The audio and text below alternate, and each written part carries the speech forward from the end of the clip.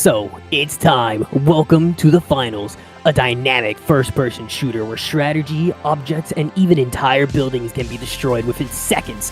Every collapsed wall or explosion can cause a plan to be destroyed, changing how an entire fight can play out. Your teammates could have the high ground, seemingly ensuring their victory in a fight, until an RPG explodes the floor below them, ruining their chances at victory. From obliterating a contestant across the arena with a sniper to smashing an enemy into the ground with a sledgehammer, playstyles are unlimited thanks to the highly versatile loadouts for each available class. Speaking of said loadouts, we will be going over what we believe to be the best gadgets and specializations and weapons in the game.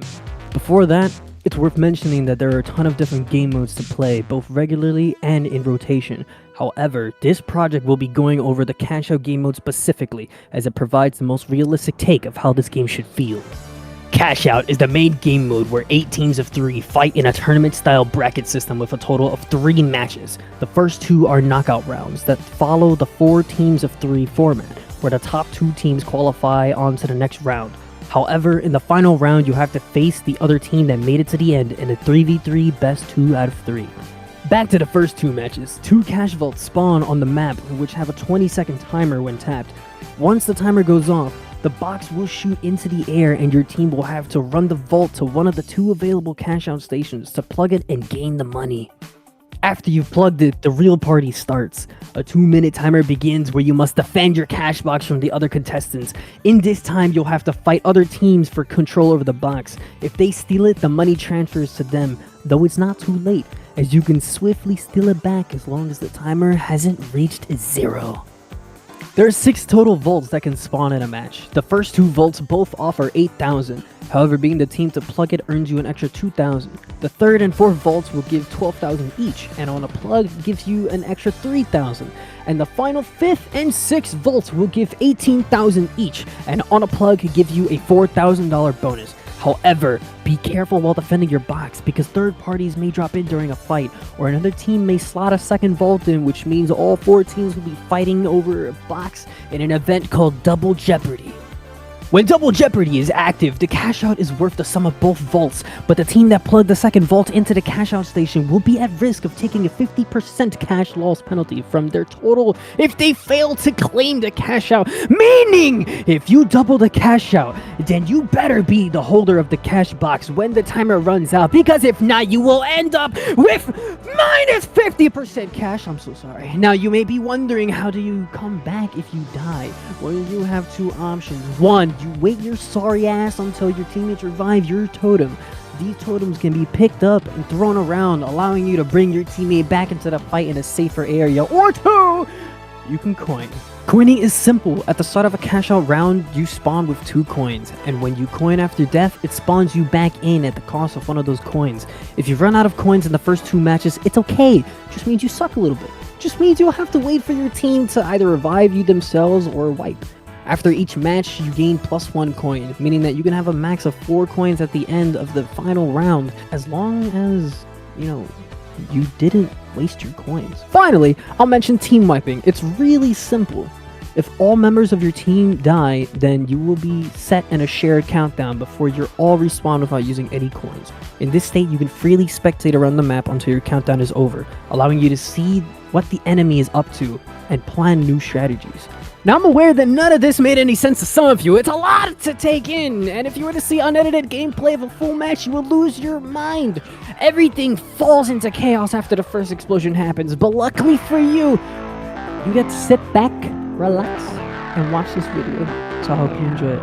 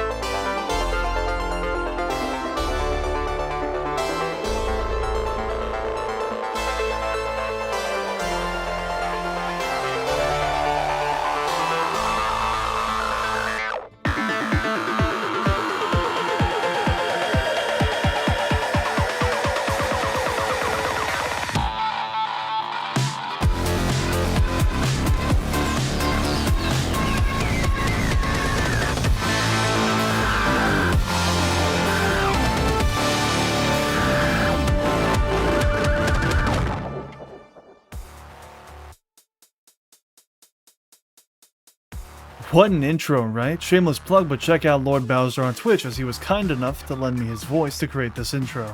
Anyways, for this project I won't be doing it alone as there's a lot of information to cover, and let's be real, you'll hear a ton of me yapping. With that being said, I'll bring in the 2 people I work with the most and create a tier list at the end of each segment.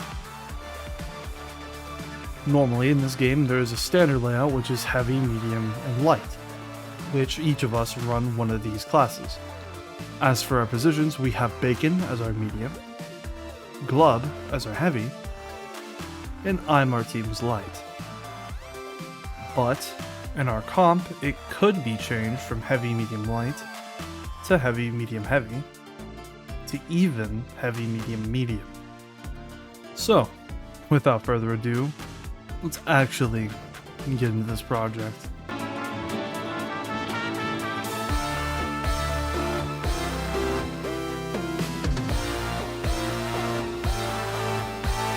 I'll be starting off covering the light class.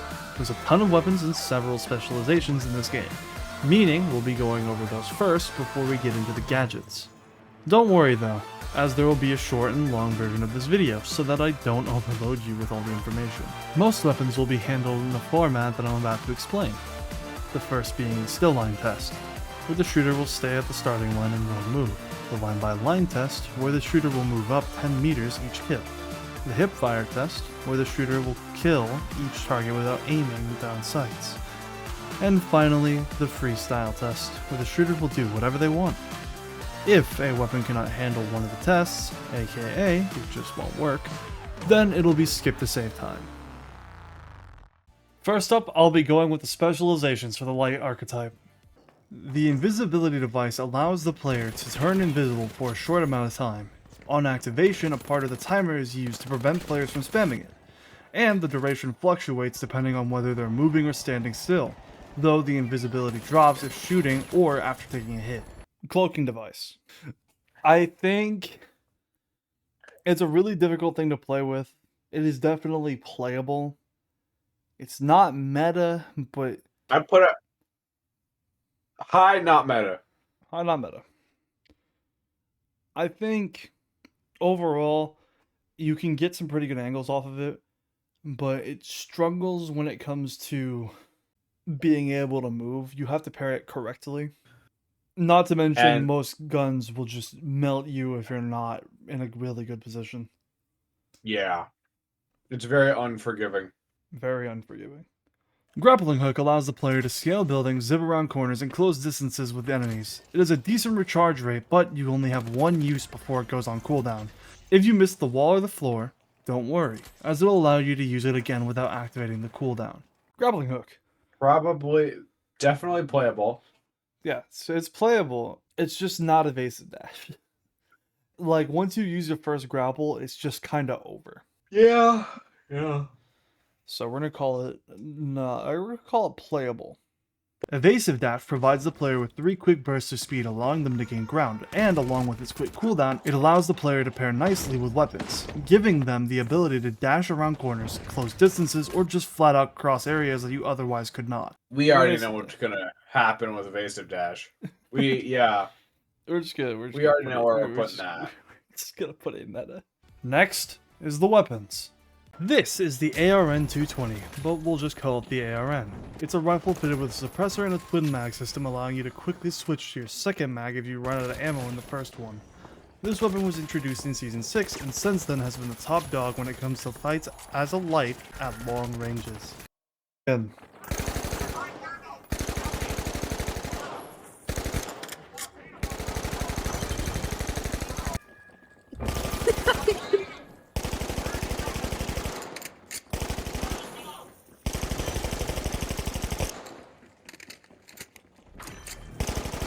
Begin.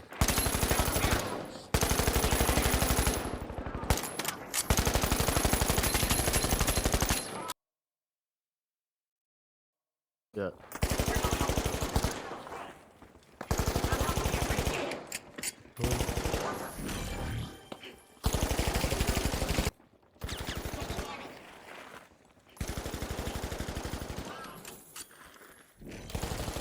Hey! Again.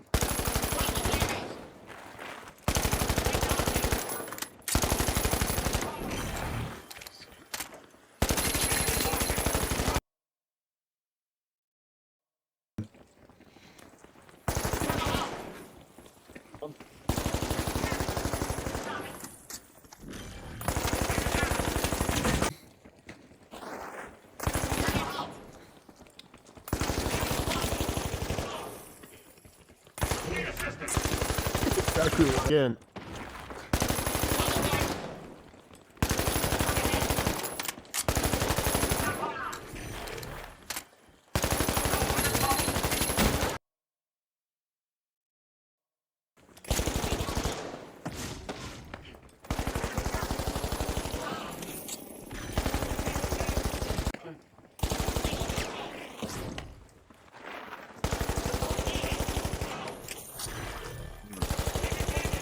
Again.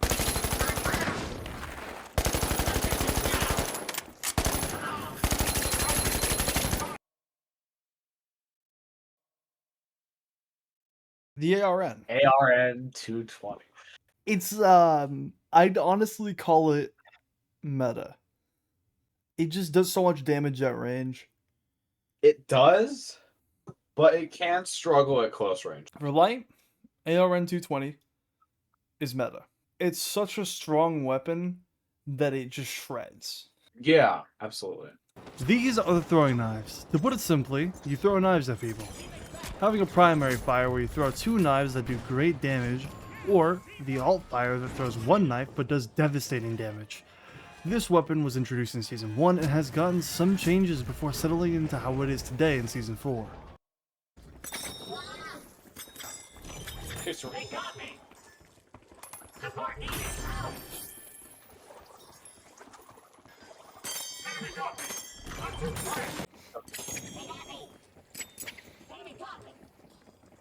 The fuck was that? That's a demo.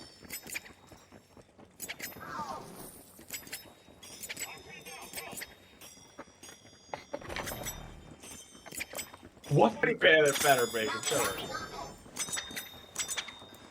God, I hate these. I hate these so much. Neither is he. Second perspective.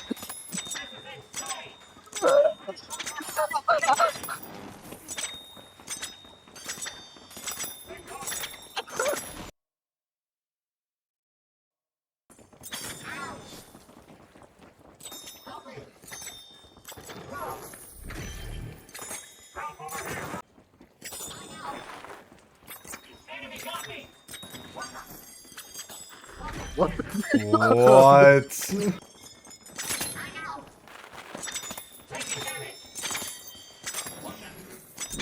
Oh my god.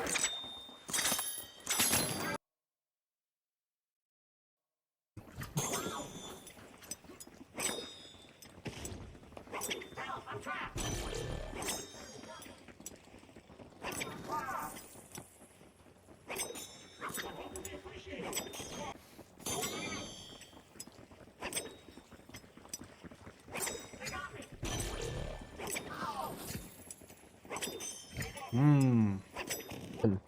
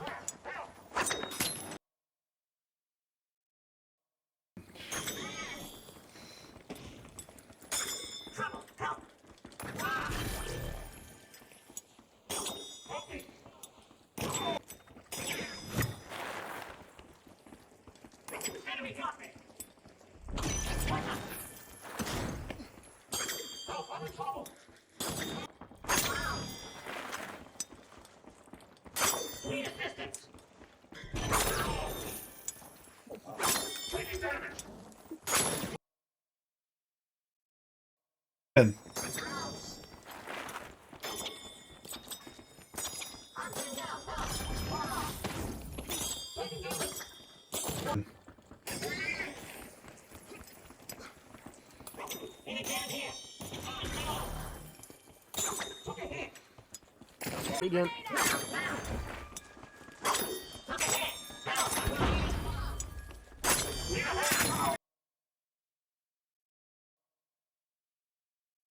Throwing knives is playable, honestly, but it's not meta.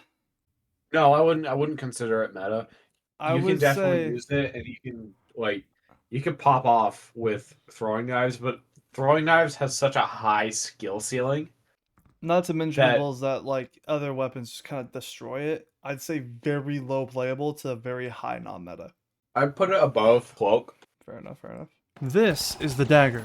There's not much to say about it as it's literally just a dagger, though getting a backstab is a one-shot to a light or a medium, so watch your back.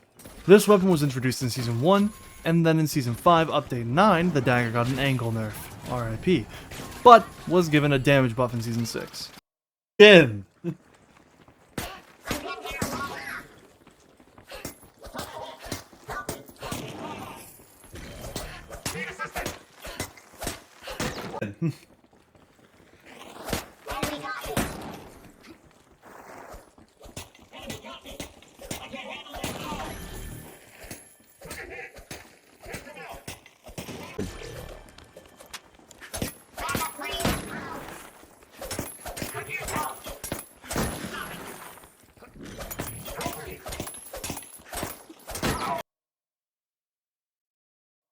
Secondary only? Yeah, only.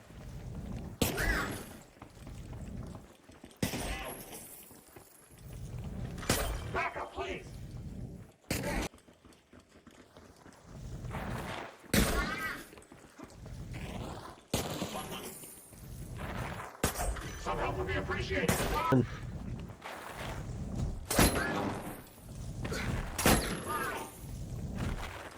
Help under trouble.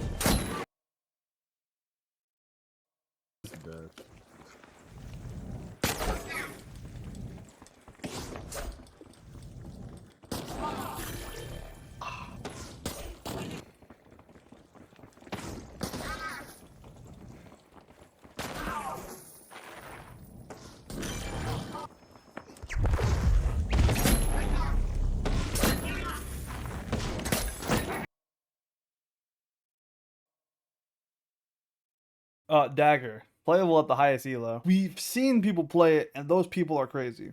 And you've also seen people play it who are bun. Yes, it's a very high skill ceiling. It So high is- that you can get to top 500 with it.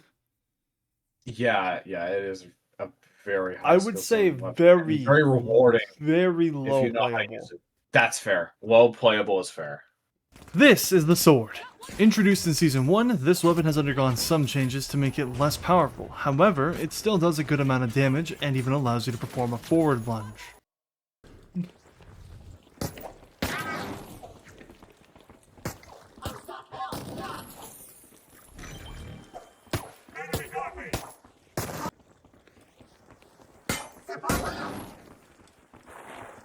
Enemy got me. Begin.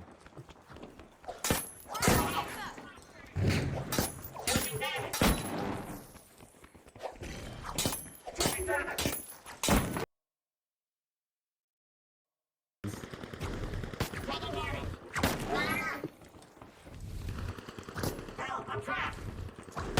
Get them off me. Over here. Enemy got me. Closing door. Taking out. I know. Taking damage. Enemy hold. Reduce help. Begin. Taking out. Look at me.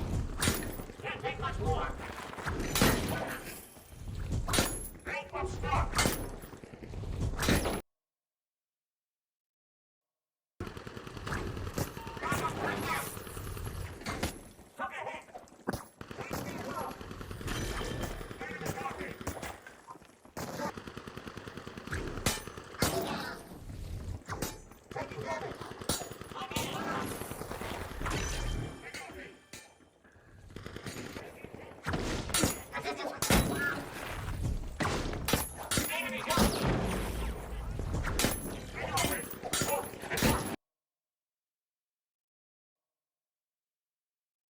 Sword. Okay.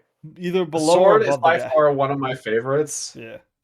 It's one of my favorite weapons. It's such a fun thing to just fly around the map with a sword. I would say it's either above or below dagger. put sword below dagger because the sword, The dagger yes, it just takes does a more lower damage. skill ceiling to understand how to use it, but the sheer damage output of the dagger is well, you can't ignore that. This is the LH-1, a single-fire rifle that packs a decent punch at long ranges but has horrible hip-fire capabilities. Being introduced in Season 1, it has gone through a lot of changes. At its peak, it did a total of 52 damage a shot in Season 3. However, it's currently 44 as of Season 8.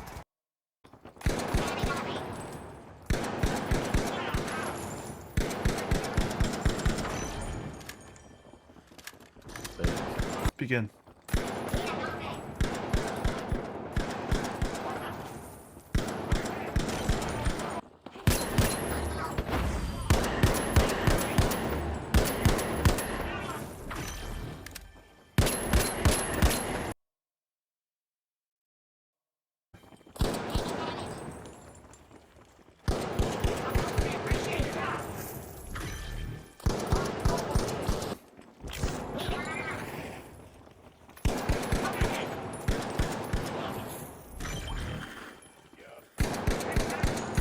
Begin.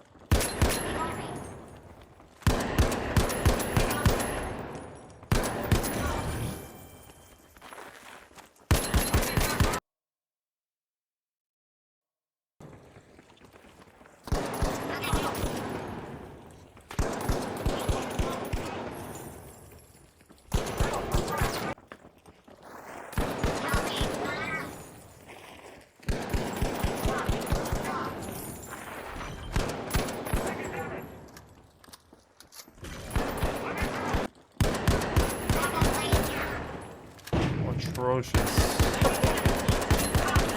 Oh yeah, the hipfire on this gun is. Begin.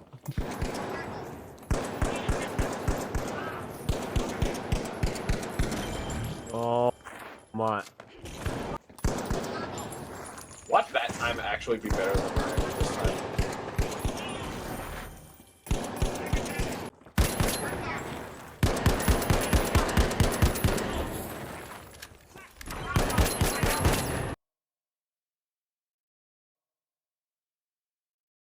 LH-1. It's not meta anymore. Used to be, not anymore. It's a very. It's fun. I'd It's put it above the dagger. Not Yeah, grappling yeah. hook, though. no, Not yeah. anymore. This is the recurve bow. A long-range bow with two types of shots, quick and focused, both allowing you to deal high damage. This weapon hasn't changed too much since being introduced in Season 3, yet it can still pack a punch if used correctly. Oh. Did you hit the target back there?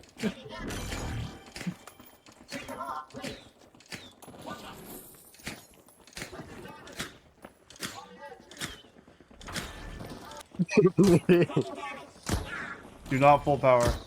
That is full power, bud. Oh, it's not full power. What? It's not his. I'm not hearing the ding. Sorry.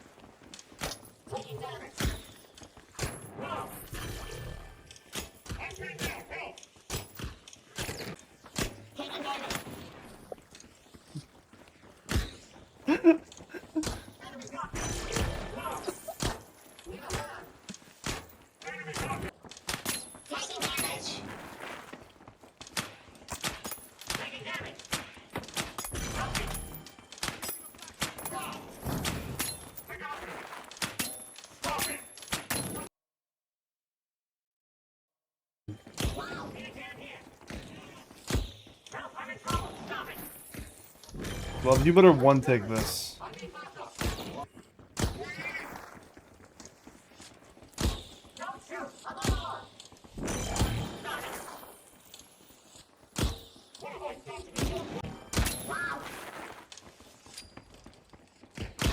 Could use help. I need backup.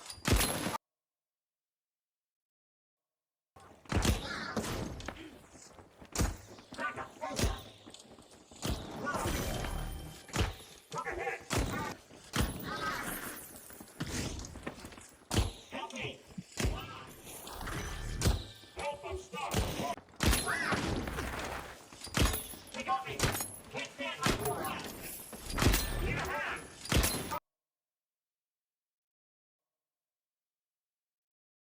The bow. Very Oh. similar to the dagger. Very high skill ceiling. Very rewarding if you know how to use it, but very punishing if you don't. Do we want to? We could put it above or below the dagger. That's really where it belongs. Yeah, I don't want to put it above sword though. Sword and bow are very equal, I'd think. You know, Yeah. because like, yes, the bow has that high skill. Well, not super high skill ceiling. It's not It as does a high lot as of the damage. dagger. Yeah, it does do a lot of damage. I'd say ease of use. The bow would go right below the sword.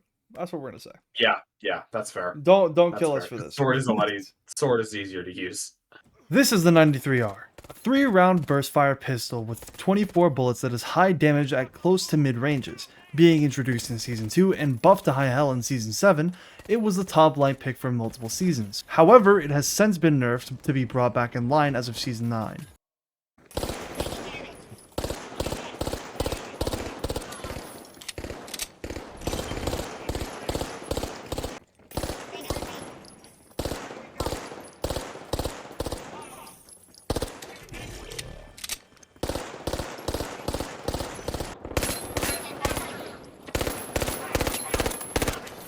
I know you did not say why they nerfed this thing.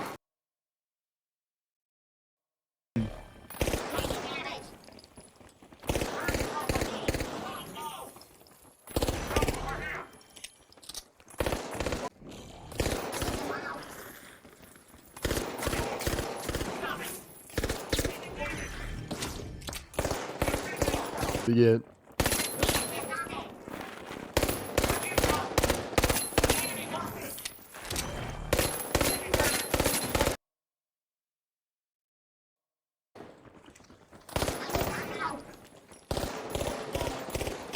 You just 2 bursts? The fuck? It's okay. What? I'm showing you how busted his hipfire is. Again. What?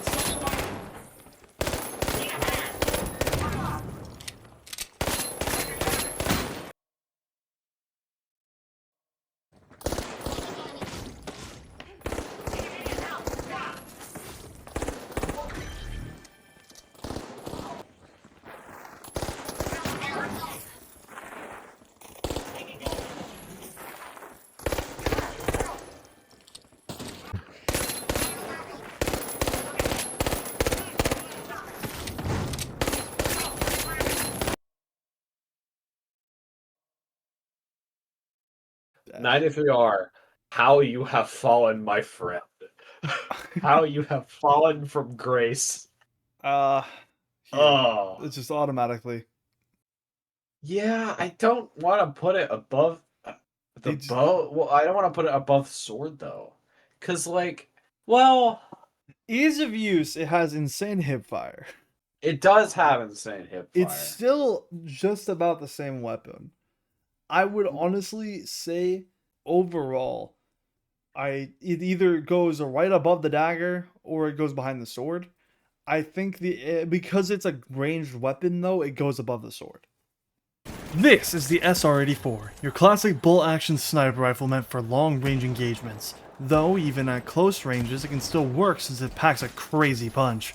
Since its introduction in Season 1, this weapon hasn't changed that much overall.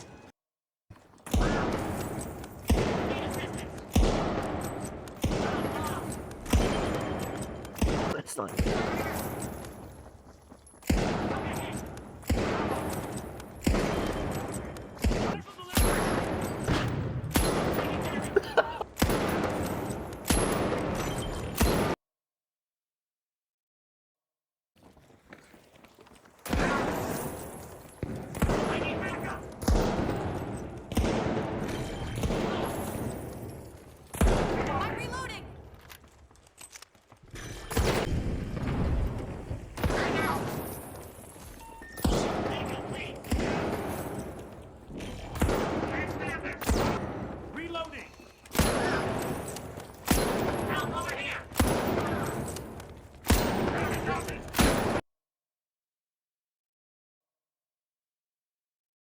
The sniper, SR-84. Very similar to the bow.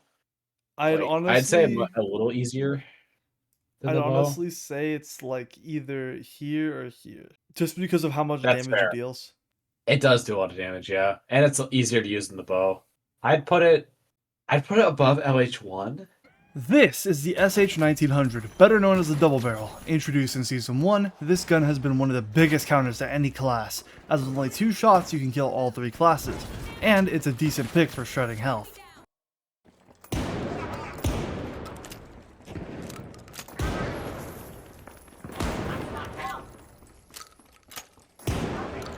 Enemy got me.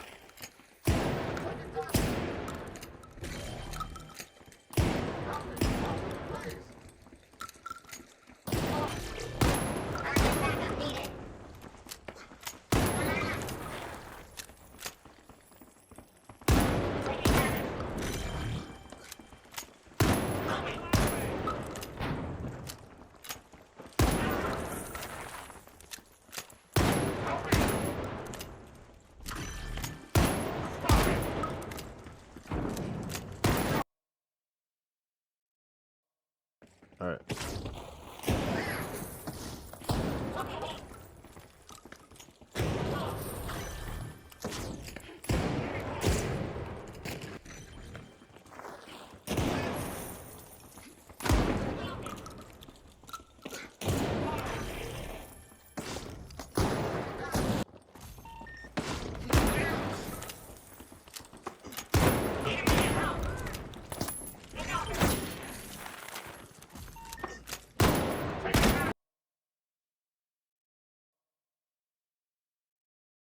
The double barrel. I'd put it up there with sniper. Yeah, I think it's honestly like right below or above it. Yeah, Its sheer damage output with mixed with grappling hook, it's insane. This is the M11.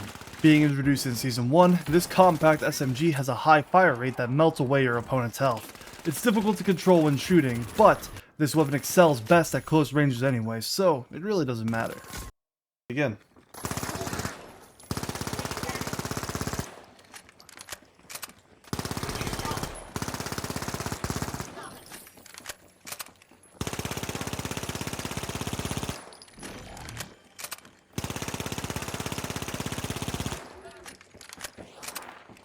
shit.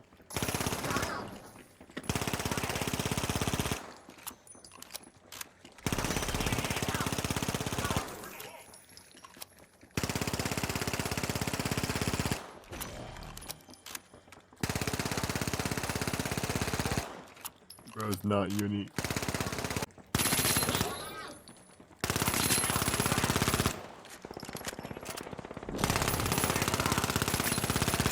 I can't aim.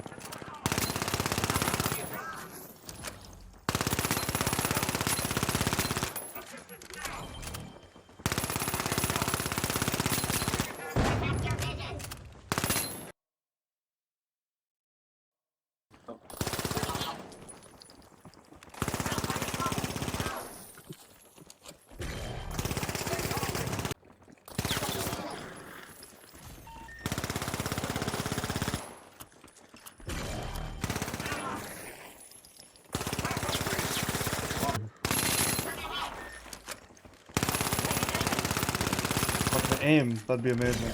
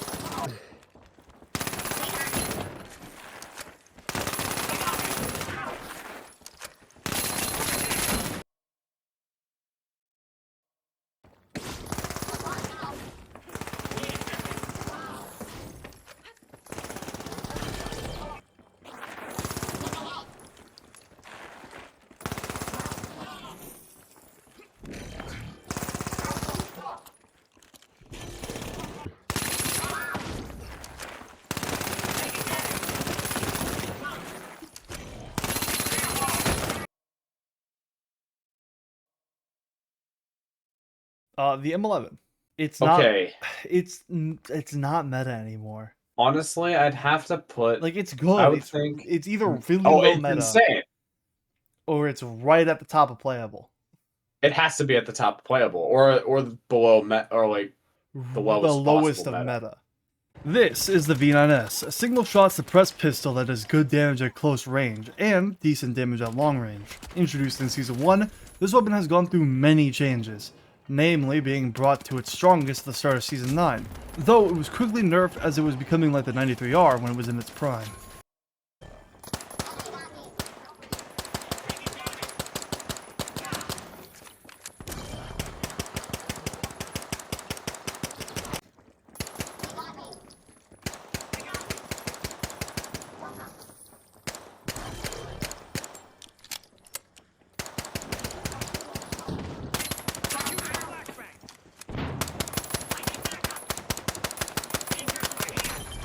Bruh.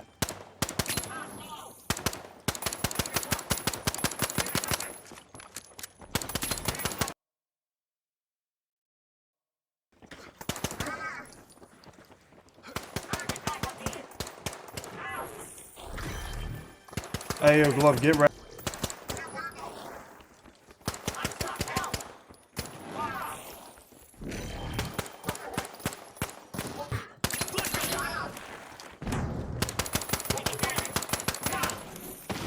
My bad. 1, 2.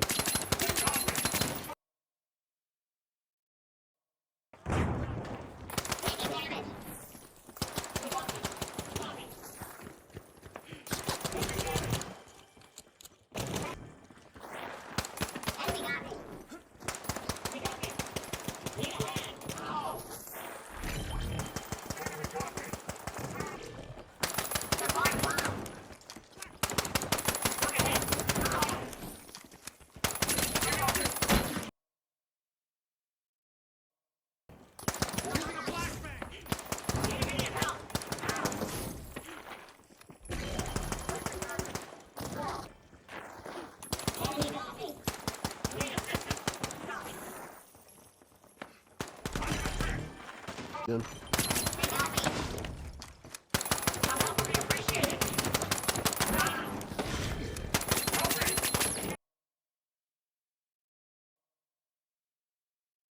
V9S right below this. Well, Really? Okay. either that or it's I above. Because this I would weapon still say shreds in close range. it shreds at close range. It has basically no recoil, and it does decent at far range where the M11 falls off. Now the M11 is a lot easier to use and has the close range advantage. But overall recoil control, Yeah, I put that. V9S Yeah, wins. that the V9S wins out on that. This is the M26 Matter, a pump-action shotgun that has 8 shots in the mag. Being introduced in Season 4, it's one of the few guns that actually never saw any major stat changes and still holds up to this day, even against its brother, the Double Barrel.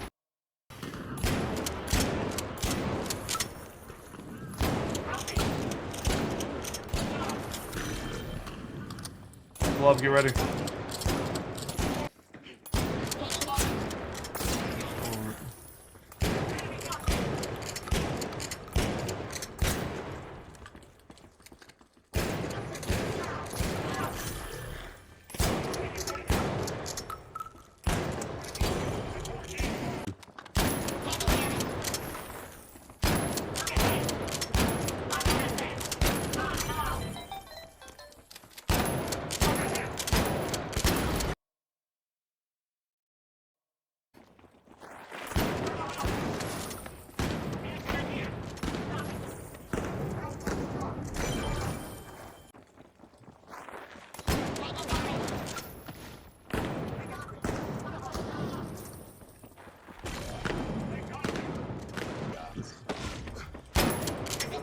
Alright, not that other roll.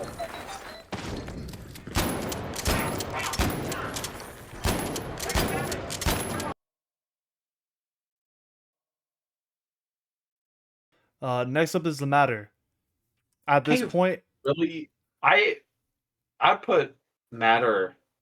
Well, skill. It's at Because the this matters point, it's just easier to use than the double barrel.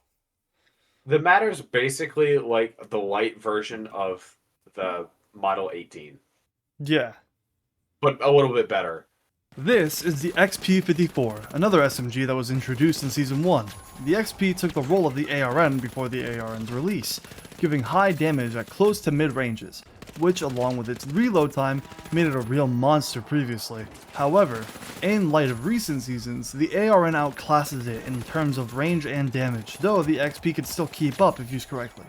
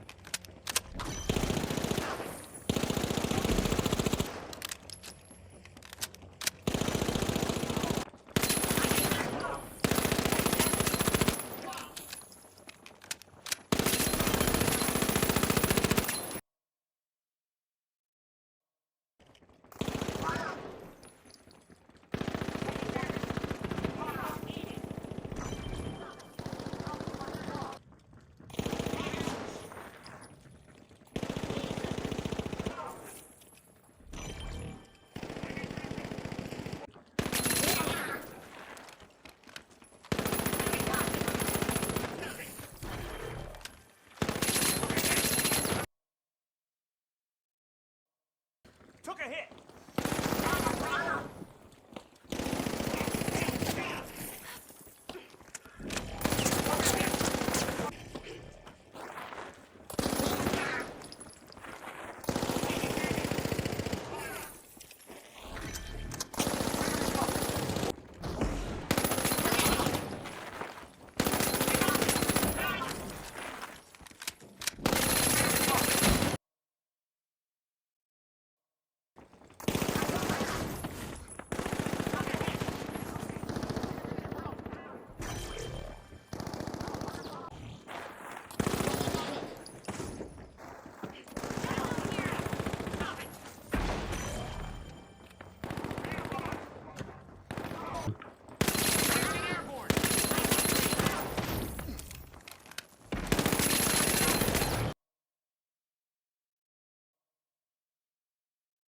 XP-54. Easy. Easy meta, yeah. Easy meta. It's the XP-54. It's Its shredded. recoil is pretty controllable. It does a crap ton of damage. And it's been It- shredding since Season 1. Now, before I move on to the light gadget section, I'll be going over the 6 gadgets all classes share, as to get them out of the way. This is the flashbang. As you'd expect, it does just about the same thing it does in every other game. With 2 available charges, you can blind the enemy and force them to either run like a headless chicken, or sit there and wait for you to eliminate them. Well, we can put flashbang and I'd rather stare down them. pretty much. Yeah, Flashbang is what you use when you just want to screw around, It's- basically. its and friendly it's- fire it's- just kind of ruins it, though. Yeah, its friendly fire absolutely destroys it. I mean, even in the It's like gameplay footage, fire. when I have for the Flash, it's like, it's just not much. I couldn't, like, produce with it because it's just super weird to use. This is the frag grenade, another gadget I doubt I'd need to introduce. It may not be as strong as it used to be back in Season 1, however, if you catch someone off guard with it, then you can get some crazy burst damage off. Next up, frag grenade. Oh boy. I'd It- honestly say Lowest non-meta because like it can be used, and frag grenade does do a lot of damage yeah. if you can get it right in the right spot. It's great for people who group up, for teams that like group up and Right. sit on the cash box, but it's not something that you could use outside of a situation like that. Right. Yeah. It's honestly like, as well as that, with it not having 2 charges anymore, it's not as good as it used to be. This is the gas grenade, a handheld gas barrel that allows you to put a cloud of poisonous gas anywhere just by throwing it at someone. The only problem is when gas is in the picture, any fire or pyro grenade will remove the gas cloud in an explosion. Alright, next up, gas. grenade. I'd rather stare down the bolt of a XP. An XB. XP, whatever. Yeah, I mean, Um, it's good at stalling, but again, anyone with fire kind of just ruins it. anything with fire ruins it, and they could just blow it down, blow the Yeah, box down to uh, negate that. basically, yeah. It's just kind of over from there. Or wind, sure. There's so many different counters. This is the Goo Grenade. Being uniquely added to the finals off launch, it allows you to throw down a 5x2 patch of goo, which can be used for cash out defense, stalling out steals, creating a mobile wall for you to climb, or even get out of situations where you're under fire. Next up, Goo Grenade. Meta. Easy It's the meta. ultimate escape. It's- Escape, stall, Yep. movement. All of It's the got above. everything. Blocking, escape, stall, movement, defense, offense, climbing. You name it, it If- can do it. Goo can change a fight entirely. Basically. They can give you like flash cover for reses, like I mean, it's better. Yeah. Next up. This is the Pyro Grenade. Think of the basic Molotov in any other shooter. However, here it can also be used to disable obstacles like goo and gas, used for cash box defense, or even just to be a nuisance to melee players. Pyro. It's less of a common thing. I'd honestly say Yeah. it's like either really low non-meta or It would have lightweight. to, I would say it would have to be the lowest non-meta gadget. With Pyro, it does constant fire damage. Not many people run smoke. It doesn't last for Yeah. very long. It doesn't have a very good big like area, but it does. It's annoying enough to make people back off because nobody runs smoke. And you can throw fire underneath the cash box Yeah. to stall. And it can burn above. See, that's the thing with, yeah. This is the Smoke Grenade. Another one most of you should know how to use already. It creates a cloud of smoke that provides cover to steal cash outs or get away from problems. This gadget also has the ability to disable pyro and fire, meaning if you're annoyed by flamethrowers or if there's a fire in your way, this could be a way to get rid of the fire tick damage issue. Next up, Smoke grenade. smoke. Literally only one purpose. One purpose. Friendly. One, it has friendly fire. And it's, nah, I wouldn't put it above pyro. The reason why is because it does give you cover. It can give you some crazy cover. But some, that's As well if as you that- haven't already gotten shot yet. True. Well, no. Like, 'Cause- I have gameplay footage of it when I was using it, and I was having an easier time escaping with smoke than I was with using pyro. Not to Oh, mention yeah. you were just Oh. instant counter to flamethrowers, and as well as that, True. you can just smoke out the cash box multiple times. But and your team flamethrower can still sneak. does damage even in smoke. Yeah, you just don't have fire Not tick over damage. time. You don't have fire tick damage, but you have the flamethrower's actual damage. Yeah, I'd Oh. say this is. I think that's the best it's gonna be with smoke, because it's a counter to It'll pyro. have to, yeah. It's Like- a counter to fire. That's Yeah. about it. Because your fire counters gas, so it's below. Smoke counters fire. Rock, paper, scissors. Yes, rock, paper, scissors. Finally, we're ending off with the gadgets. This is the Breaching Charge, a device that allows lights to blow holes through walls and can even be used as a stalling tool for the cash box, allowing you to drop it down a floor and dealing slight damage to anyone caught in the blast.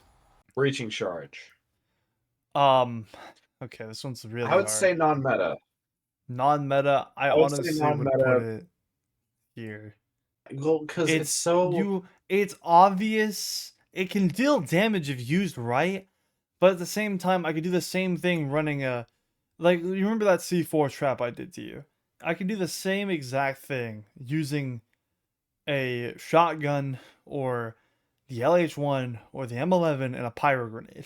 It's not instantaneous, or I could just use a C4. But I would put it above smoke because of its utility in game modes like Point Break and general like quick cache type of game modes because it gives the light an ability to stall.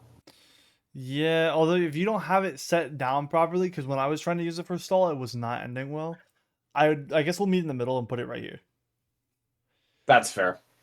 This is the Gateway. Introduced in Season 2, it allows the players to travel long distances instantly, letting both you and the enemy team travel using it. Grenades, barrels, and even cash vaults can be also taken or sent through the gate. Next up, Gateway. That's an easy meta. That's an easy Instant meta. transportation, teleporting the box, Yeah, getting your team out of a sticky situation. literally moving your team anywhere that's like 50 It's meters your away. get out of jail free card. Yeah, It's it's your light's tether. This is the glitch grenade. One of the light's best counters to those pesky dome and mesh shields that will be mentioned later on in the video. If you hit someone with it, then all of their abilities and gadgets will be disabled for a short amount of time, allowing your team to get the upper hand. We have glitch grenade. Another really easy meta. You can disable it anything. disables a heavy. It disables It any disables ability. heavy, basically. It can screw up majority of mediums, and even screw with lights. This is the gravity vortex. Once thrown onto an object and activated, everything within its radius is lifted, meaning it has the potential to stall for time by lifting the cash box into the air, even having the ability to pick up arena carryables or pull contestants into the air for an easy kill. Gravity vortex. It's definitely well. This thing is so difficult to get down, and it just, you break it once it's spotted and you break it, it's over. Yeah, but that's the same with. Well, that's the same with breaching charge, though. Yeah, true, but then again, breaching charge is at least 3.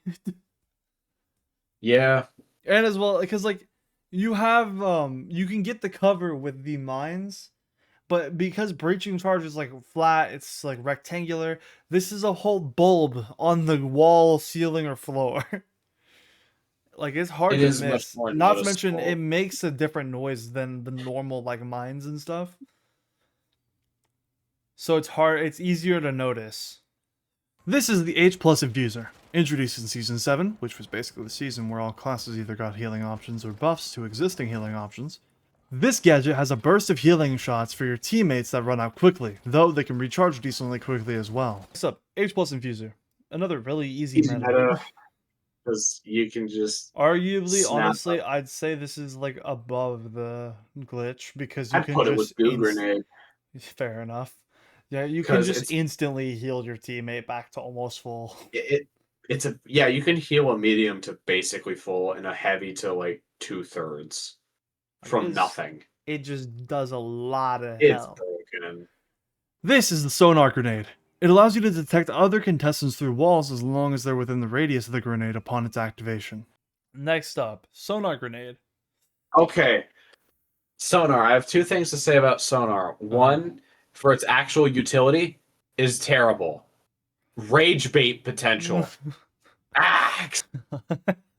There's I'll say nothing it's more here. rage inducing from a perfectly thrown sonar finding you camping in a corner or under the box. There's nothing more rage inducing than that, or at least Yeah. for me as a heavy. A whole because they'll just throw in this like these casual players will just throw this godly sonar Yeah. and find my location immediately. This is the nullifier. This gadget was originally named the stun gun, which would reduce the player's movement speed. However, it has since been changed to the nullifier in Season 6. Once reintroduced, it now sidelines a player that was hit for a few seconds, stopping them from shooting, taking damage, or even using gadgets, though they can still reload and regenerate while in the state. Alright, next up is nullifier. So, I mean, nullifier, it does more harm than good, honestly. If you want to rage bait people in TDM, then yeah. It does more harm than good. It's above frag grenade because it can it gives you a guarantee stall if you can aim with it. But Mhm. yeah, other than that, Which is a shame because it used to be so good when yeah. it was taser. Speaking of that, we can talk about the stun gun right here because it's down here. This thing was awesome. I loved it. It was amazing. Meta. It would have been meta. It would have. It was meta. It was meta. It was meta for so long. And then they removed it But- and made it into that thing. Into the nullifier. Anyway, Which I mean, yeah, it needed a nerf, the taser, but like but just turning it into the needs a nullifier was. rework. This is the thermal bore. This gadget shoots out thermal paste that will automatically blow up destructible objects, which can allow players to travel through walls, floors, or stall out a steal on the cash box. Thermal bore. Arguably more useful, I'd say here. Okay, I'm surprised you put that high. Just because Like, of the stalling potential with it, you can easily commit a It's- double drop. oh yeah, it's probably the easiest stall to use. Like it's that Light way has. better than breaching because at least it gives you two guaranteed. It gives you two guaranteed Basically, stalls or a double drop. Thermal vision was pulled from the gadget pool at the beginning of Season 8 and is currently under construction for a rework. So I'll be using what I said last time when this gadget was still usable. Thermal vision can be paired with smoke grenades to be able to see through the smoke, and can also see through invis, highlighting the target. Thermal vision. It's not existent. It's not back yet. Not back yet. Realistically, if it does what it did before, which I have it marked down as basically doing the same thing because we still don't know what its rework is, I would say probably low playable. Well Yeah. playable, yeah. It would go here. Just because it was so good at just getting rid of invis entirely. It was like invis would have been all the way down here. It was the counter to Invis. It was the counter, like Not to when mention counter to Invis was smoke. meta. When It's- Invis it's was horrible. meta, thermal Yeah. vision was necessary. This is the tracking dart. It shoots out tracking rounds that act like the sonar grenade, allowing you to see contestants that you've hit with it through walls for a short amount of time. The tracking dart. Rage bait, amazing. It's rage bait. Actual utility, It's the nothing. worst possible thing. If you The pick worst this, possible please gadget. leave. No, this If you this thing pick- deserves to be at the very end. The worst gadget in the game. Yes, it is the worst gadget in the game. No, It is solely rage bait. That is the only reason why you would ever use that. It's like a defib. It's like getting a defib kill on someone. It's just rage bait. 5 It's damage. just rage 5 damage. This is the Vanishing Bomb. Think of the cloaking device specialization, but a handheld version that can cloak you and your teammates for a shorter amount of time, allowing you to use tactics like invis padding, repositioning your team, or getting away from other players by hiding in plain sight. Is the Vanishing Bomb. This, it's just meta. I would honestly say it's like here. Yeah. Yeah, I would say too. It's another like get out of jail free card for light. Yeah, it's free, it's easy. That concludes Yeah. the light segment of the tier list. First, we will be doing the specializations for the medium build. This is the dematerializer. This specialization allows the user to remove and reinstate diffusion with walls using a tablet. It was introduced back in Season 2 and held basic power over the medium class until Season 8, when the charges were reduced from 3 to 2. And it was made more obvious when someone was dematting a wall next to you by showing a visual indicator on your screen. Now, in Season 10, the dematerializer was given back the third usage. So, to start off, dematerializer. I feel like it would be above the grappling hook. Yeah, fair enough. I mean, because you do have 3 charges again, which is the really nice bit. So yeah, you can Wow, like okay. manipulate the map and My bad, my fault. you So can we're- throw off your opponents and push Fair from enough. unpredictable positions. This is the Guardian turret. This specialization gives you a turret that can be placed down on any flat surface, allowing you to set up defenses and have an extra source of damage. After Season 1 though, it was used less, as Dematerializer was added to the game. Guardian turret. Boss. Oh boy. I'm sorry, I'm gonna have to put it like above Pyro. Above Pyro. Yeah, that's valid placement for it. It's very counterable, either through blowing it up, gooing it, or just straight up breaking it. Data reshaper. And data reshaping it. I don't think it's very useful, and it has never been seen in the competitive scene. This is the healing beam. This specialization allows you to heal your teammates at a constant rate, giving your team the ability to quickly reset a fight.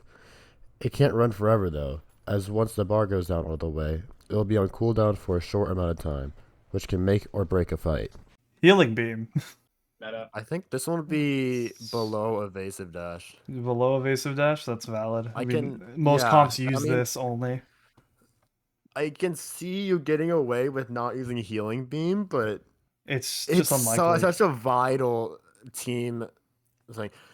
But with Nightmare replacing the medium with the light, I think there are some potential alternatives. But it's really just- good Yeah. in most scenarios if you know how to play it well. Yep. True.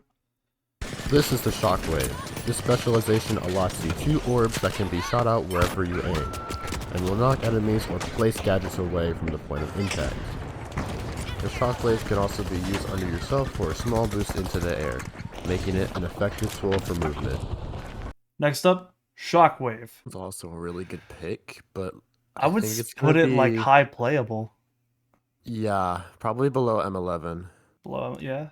I mean, because The amount of things you can do with it, it's just insane. Yeah. Like you can basically become a light with evasive dash. true, you could go get distance with pads. You're able to maneuver yourself and other opponents off the cash box. Next is the weapons. This is the AKM. It's the basic AK model you see in every FPS game. Introduced in Season 1, it hasn't changed much. The only major difference is the mag size, being reduced to 32 in Season 4, but boosted up to 34 in Season 10.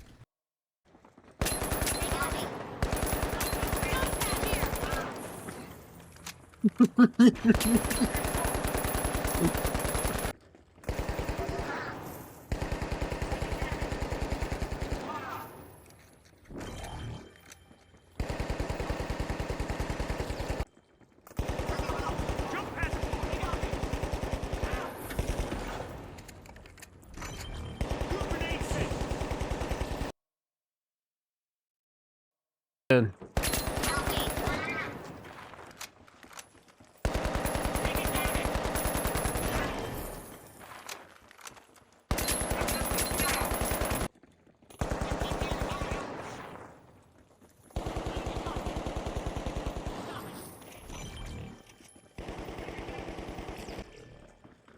Jump pad ready.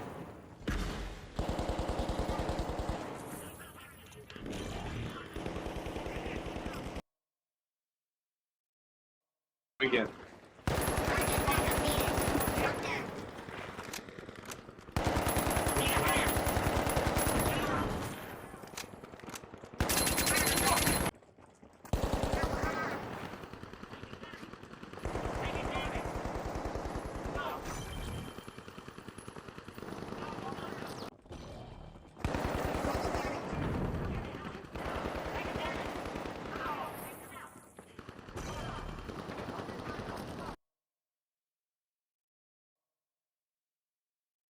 The AKM. maybe under 93R or under dagger. I think ease of use it's above the dagger. Yeah. I mean, it's viable, but It the does damage more. output. Its damage output's pretty good at close range. It's whenever you get to Yeah. like longer range engagements, its recoil screws it over. This is the FCAR, a carbine rifle that deals good damage at long and close ranges. Introduced in Season 1, it was the meta pick until Season 2, where they nerfed the damage output. However, even with the nerf, it's still considered a top pick to this day.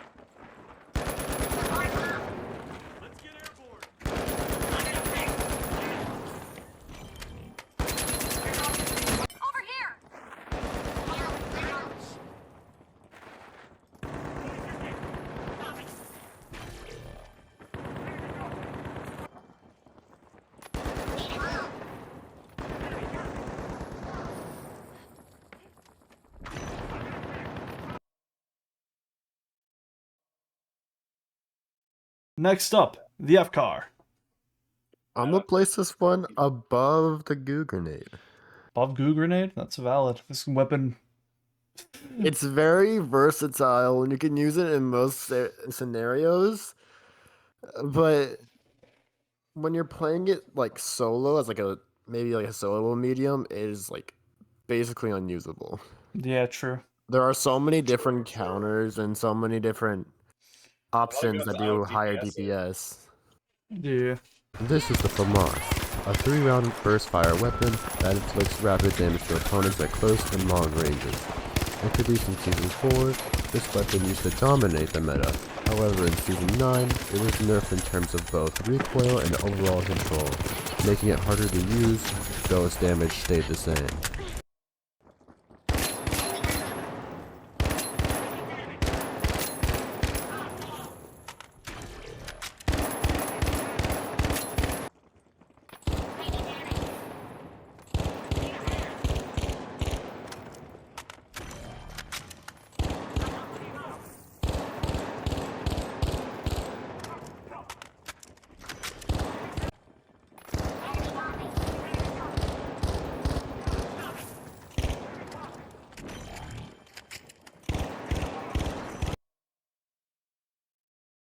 Fine. Here.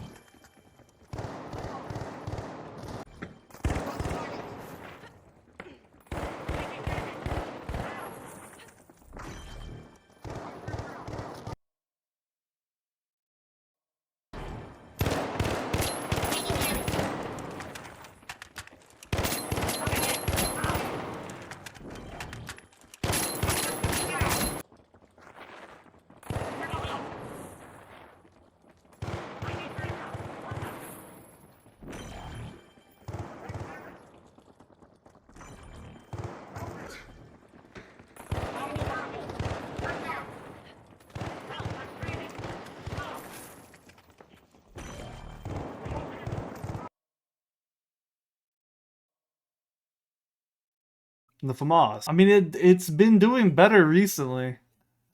Yeah, maybe above V9S or above Shockwave. I'd say like above the M11. The V9S,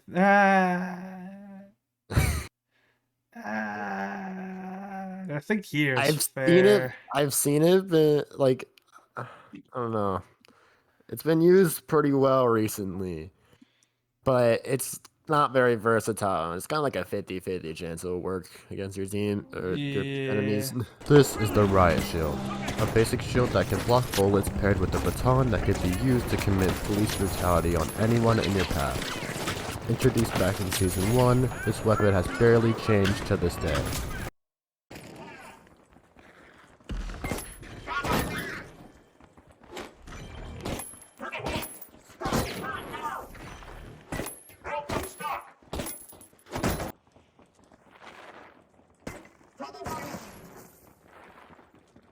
Enemy got me.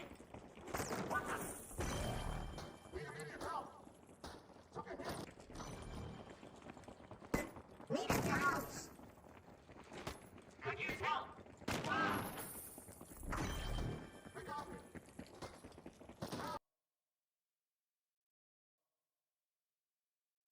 Okay, I'm gonna let Daniel speak on this. I've never used Riot Shield. Okay, Riot Shield can be very good depending on like how you use it. Cause Riot Shield, it's very, very punishing if you don't use it correctly. Yeah. Like you will get melted, and you can get countered by a lot of different things, Right. especially flamethrower. Yeah, flamethrower, daggers as well as that. I mean, if you have a really good dagger playing against you, you're just kind of screwed because your entire thing is your left side Totally is. dependent upon what what the enemy team is running. Yeah, It's really good against things like sniper and repeater, though. true. You can block Because off they most just shots, Block all of those shots. like right there. These are the dual blades, two twin swords that are used together, allowing you to deflect bullets or do heavy damage. They're also one of the two weapons in the game with a damage output that changes depending on the swing. Introduced in Season 3, they have been a decent choice when playing against people that use a lot of bullets. In Season 9, they got a damage buff making them stronger.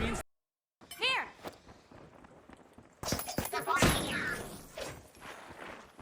They got me!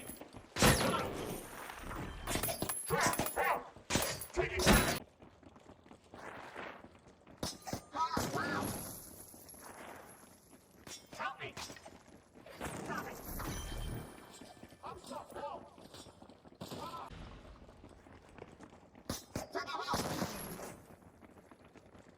Took a hit! They got me!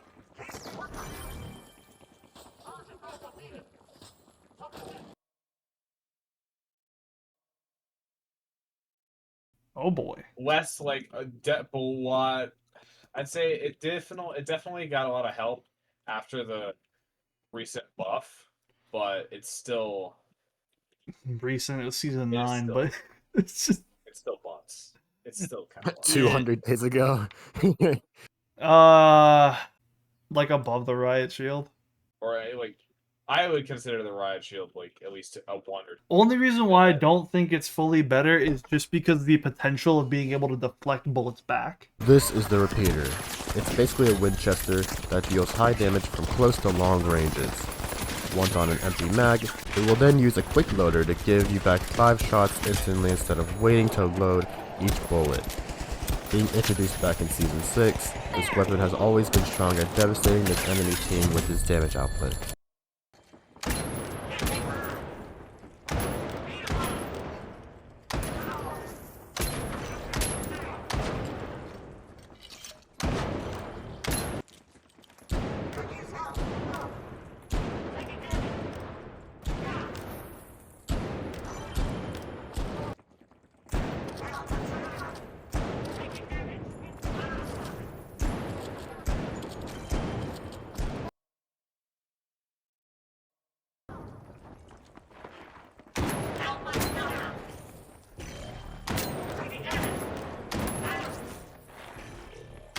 They got me!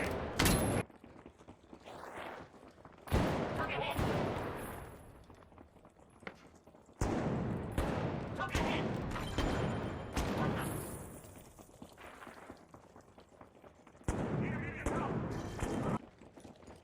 Need assistance! I'm in a fix!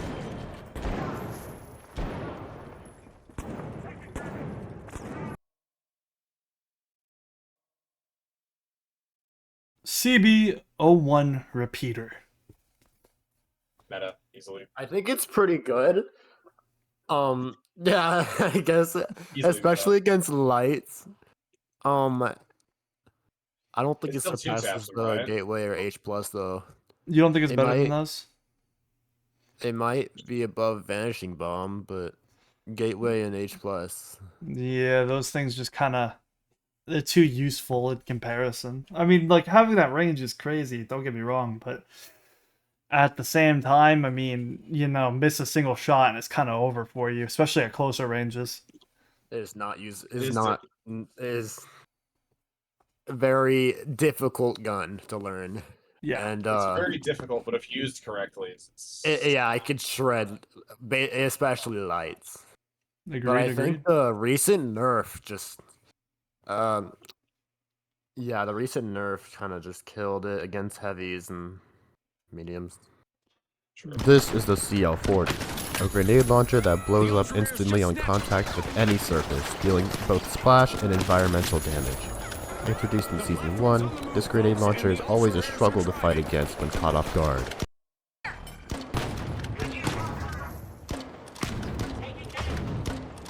I'm innocent!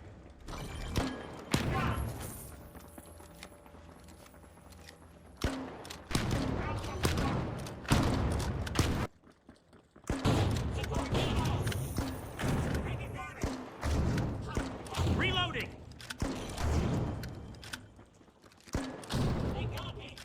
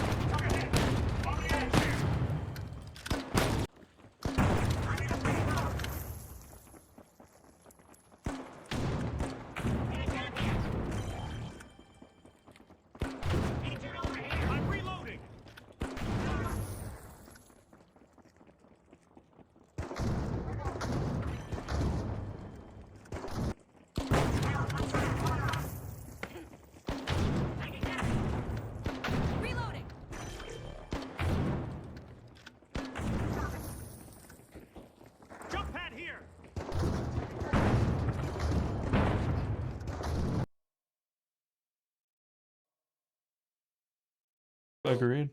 Alrighty. Next up, CL40. I can't speak on this one a bunch, but like, Sourcore as a game or as an LTM like a few seasons ago. It's literally just game mode where a bunch of CL40s were in one match and that's all you could use. Pain, everyone started using it, and some people got crazy good with this weapon. However, realistically speaking, like there. Where'd you put it? The reason Above why matter. I put it above the matter is because you have more range with the CL40 than a matter. Oh well, I don't like, but it's such a. It's like, it's either It here or doesn't here. deserve it. I can see his placement, but yeah, I think it's like the same thing with the riot shield. It's just like it can be easily countered. It can. Yeah, APS turrets, but like against light Well, and its specifically, positioning. And if you just have good positioning or Yeah. mesh heavy, it can be 'Cause- countered pretty heavily. yeah, as a shotgun light against a CL40, if they have a full mag and they see you, that's it. Like there's no amount of I'm gonna evasive dash towards it. You're just dead in 2 shots. Yeah, I agree with you. Yeah, I can see that. This is the Pike, a long-range, single-shot mag-fed rifle. Introduced in Season 4, this weapon was the predecessor to the Repeater, and it was considered meta up until Season 6, where the Repeater then took over. Although it was really only overshadowed when Season 8 nerfed its damage, allowing the Repeater to fully take over.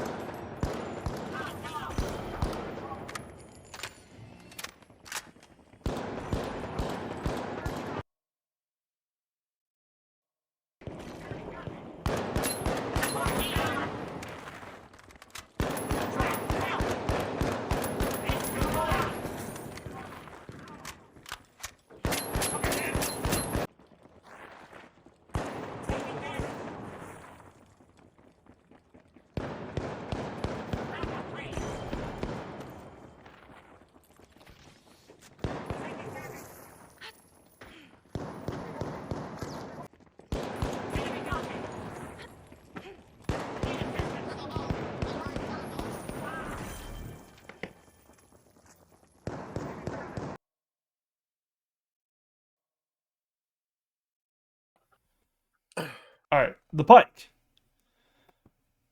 It fell off. Yeah, I don't. Sad.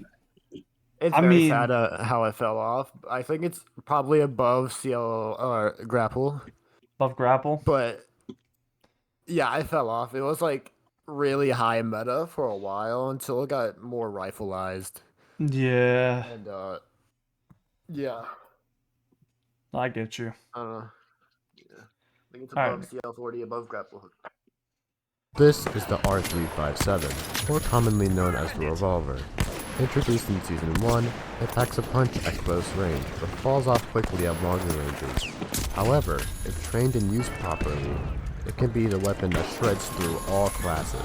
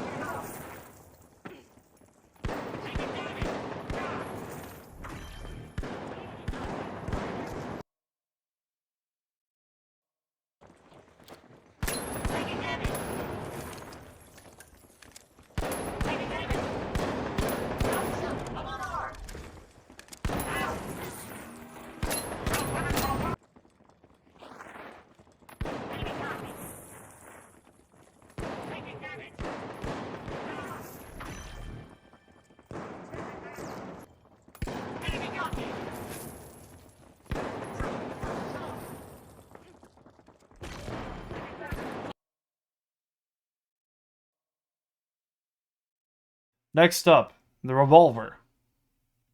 I've seen a revolver shred. I don't know if you saw that one clip of SDN freaking dying in 3 shots to a level Yeah. 20.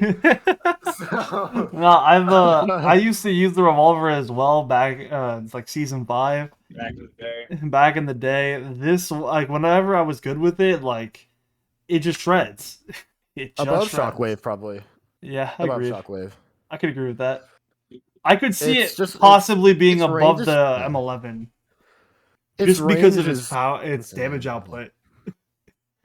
The range is not the. It kind of loses all of its potential at range, but at close to medium ranges, it's just like, It shreds. dude, it's insane. 75 damage. God. This is the Model 1887, an 8-round lever-action shotgun that deals heavy damage at close range. Back in Season 1, up until halfway through Season 4, this gun was basically meta, though in Season 5 it was brought back down in line with the other guns.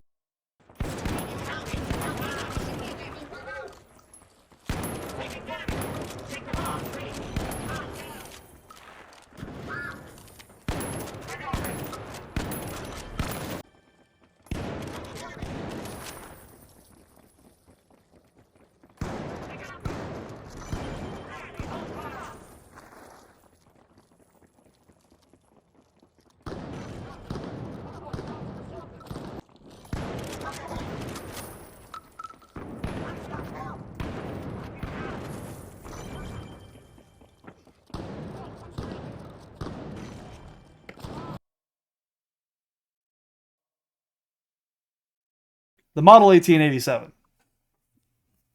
I love the model. I mean, it's... I think it's above Revolver. Yeah, Right there. I agree with that placement completely. Is like its range is lacking it, and against M11 you kind of just lose out.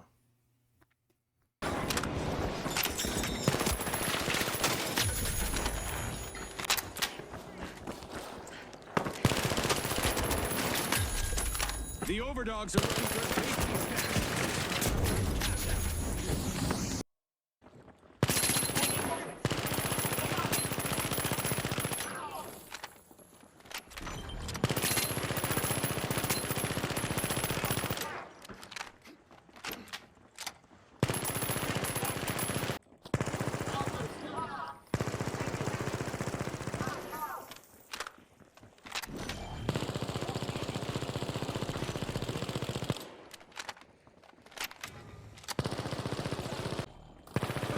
Deploying jump pad.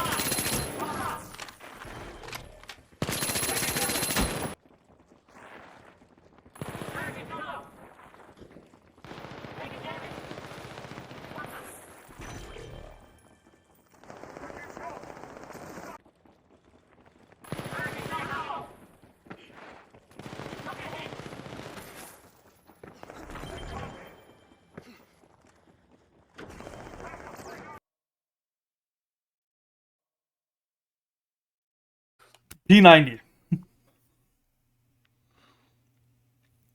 Well, 50 shots has some decent range. I mean, I'd honestly put it like here or above it. Yeah, It's not better than the revolver. I mean, in terms of ease of use, yeah, it is. But actually, in terms of ease of use, that's where it would probably go. Just because overall, you're gonna be hitting more shots with the P90 with that with that 50 round magazine in comparison to the revolver. Oh, And a Yeah, I can close. see it, but I think P90 the a revolver just. I think the revolver just Oh, out the skill DPS is it. ceiling. The skill The ceiling. skill ceiling on the P90 as Revolver well. is- Yeah, like Yeah, it's the skill low ceiling in is- terms of skill ceiling, but we're talking about meta, ease of use. I mean, like the revolver is a Ease of niche use. pick, but the P90, if you've watched your average P90 player versus your average revolver player, the P90 player wins. Yeah, because you can just. Yeah, we're thinking about the average here, so. Spray the hip fire. It's just crazy. Spray and pray. Alrighty. This is the Cerberus, a 3-shot shotgun that uses incendiary rounds. Introduced in Season 5, it used to shred through opponents. However, in Season 7, it lost all of its edge, falling back in line with the rest.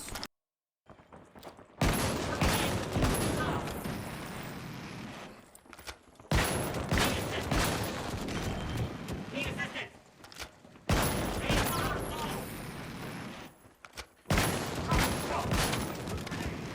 Some help would be appreciated. Taking damage. Enemy coming.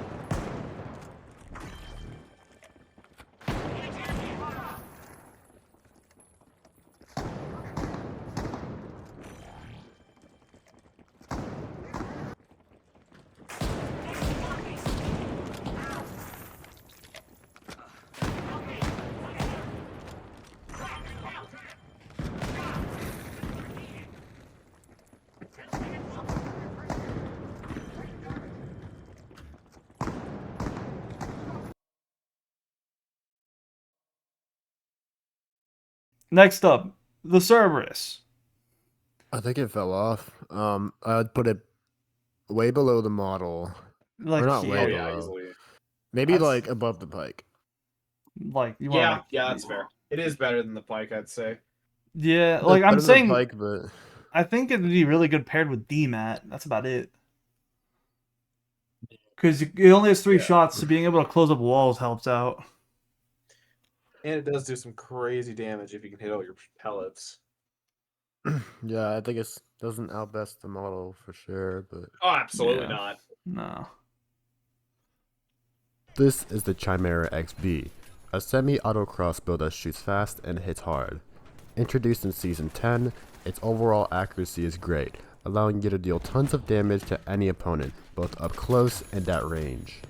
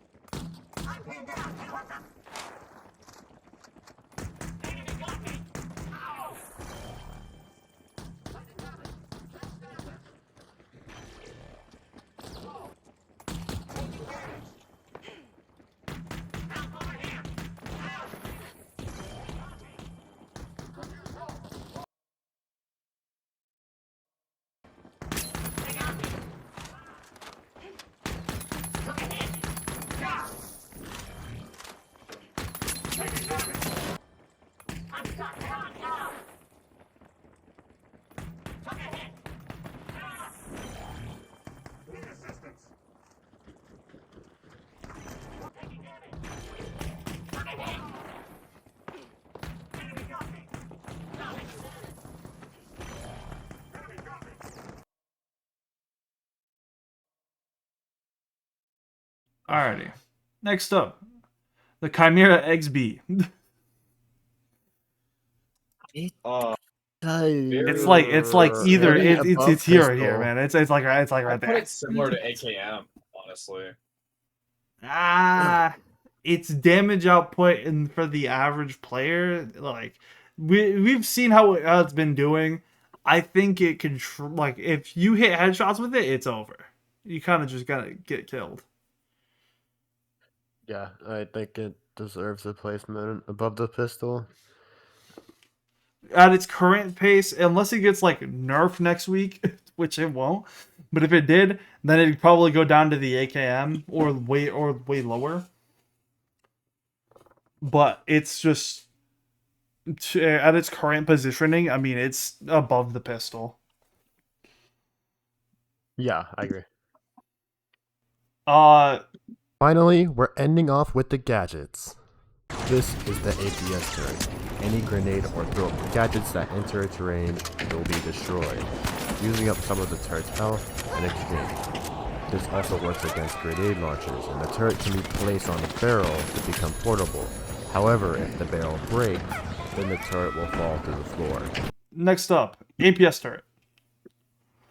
I'd say above the sniper. Yeah, Or, wait, it's a little below, bit more maybe below the LH1. below the LH1. Cause like it has like All your barely average any gadgets over here kind of auto. get countered by it instantly. Yeah, it provides like a really good defense mechanism, but I think a lot of things can counter it, like glitch and stuff. Yeah, Well, not glitch. you but have to be yeah, other outside of stuff. its range. You just have to shoot it Yeah, out. That's the only way you can or deal just with shoot it it. out, or just demat it. Data And reshape it, that's data yeah, literally demat, data reshape, or destroy it. That's all you have. It's one of the better picks though. This is the breaching drill. This gadget allows you to breach through walls and deploys a flashbang that will blind anyone on the other side of the wall. Yes. All right. Next up, breaching drill. Probably below tracking dart. I don't see a use for it.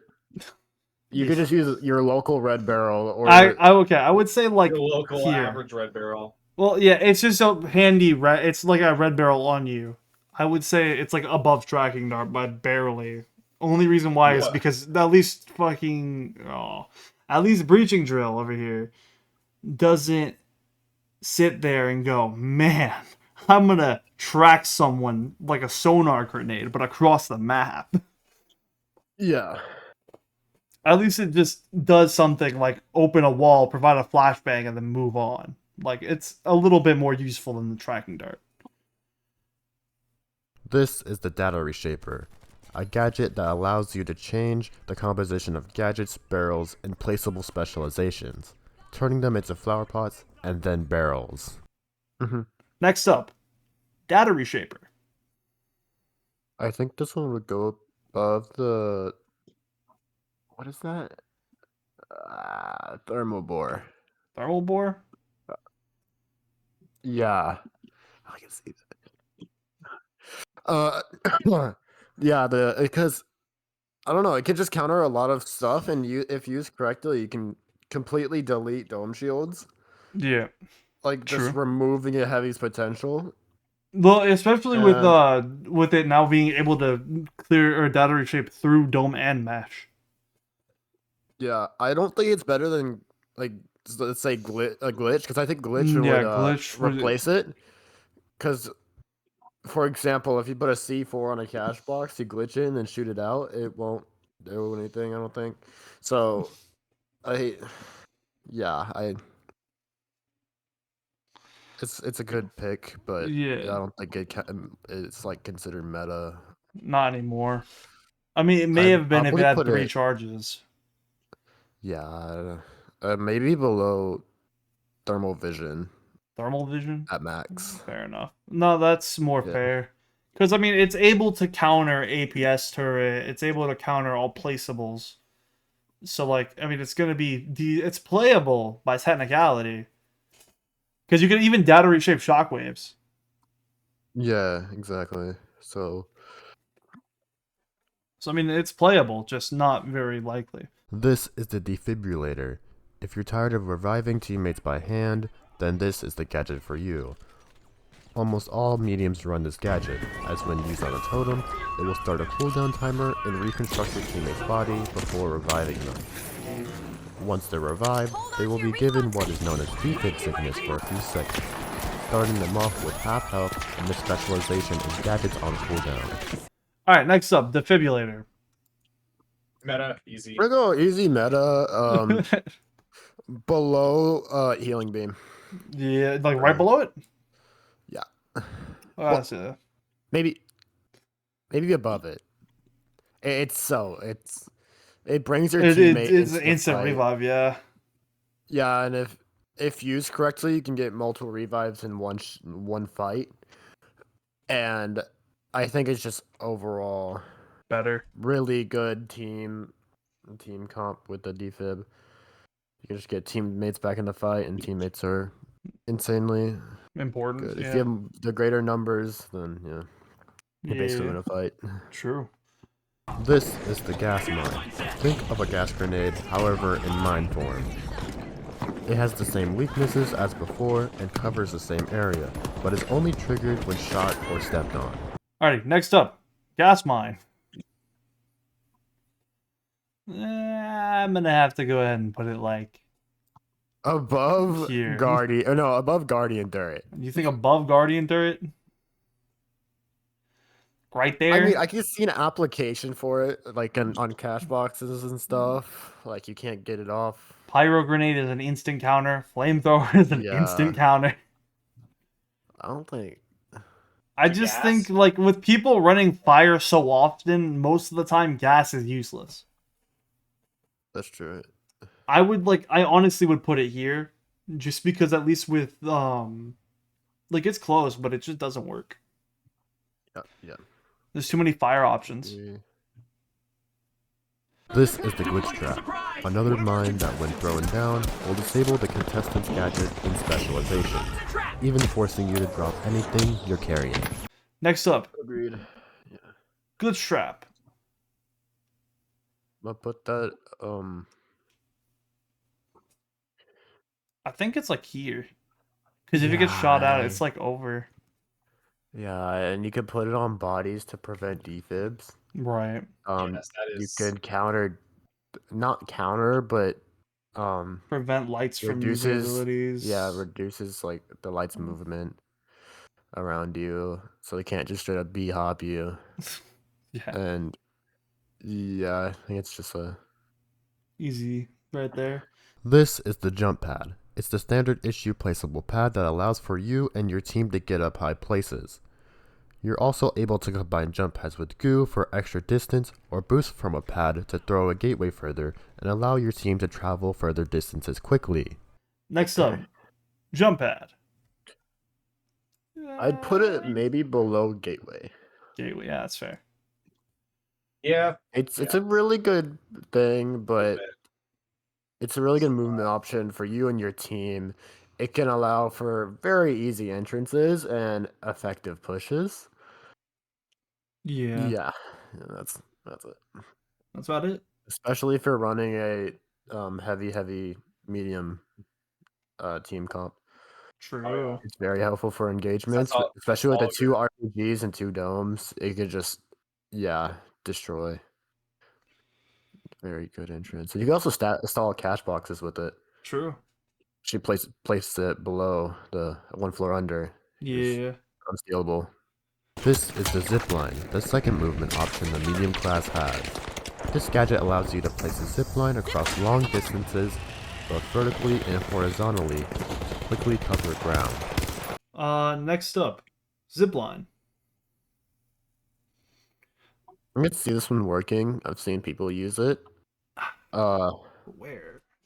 I mean, I'd say like Below the pike, or below the maybe. like I mean, yeah, above the pike. Above I'd the say pike for like sure. there.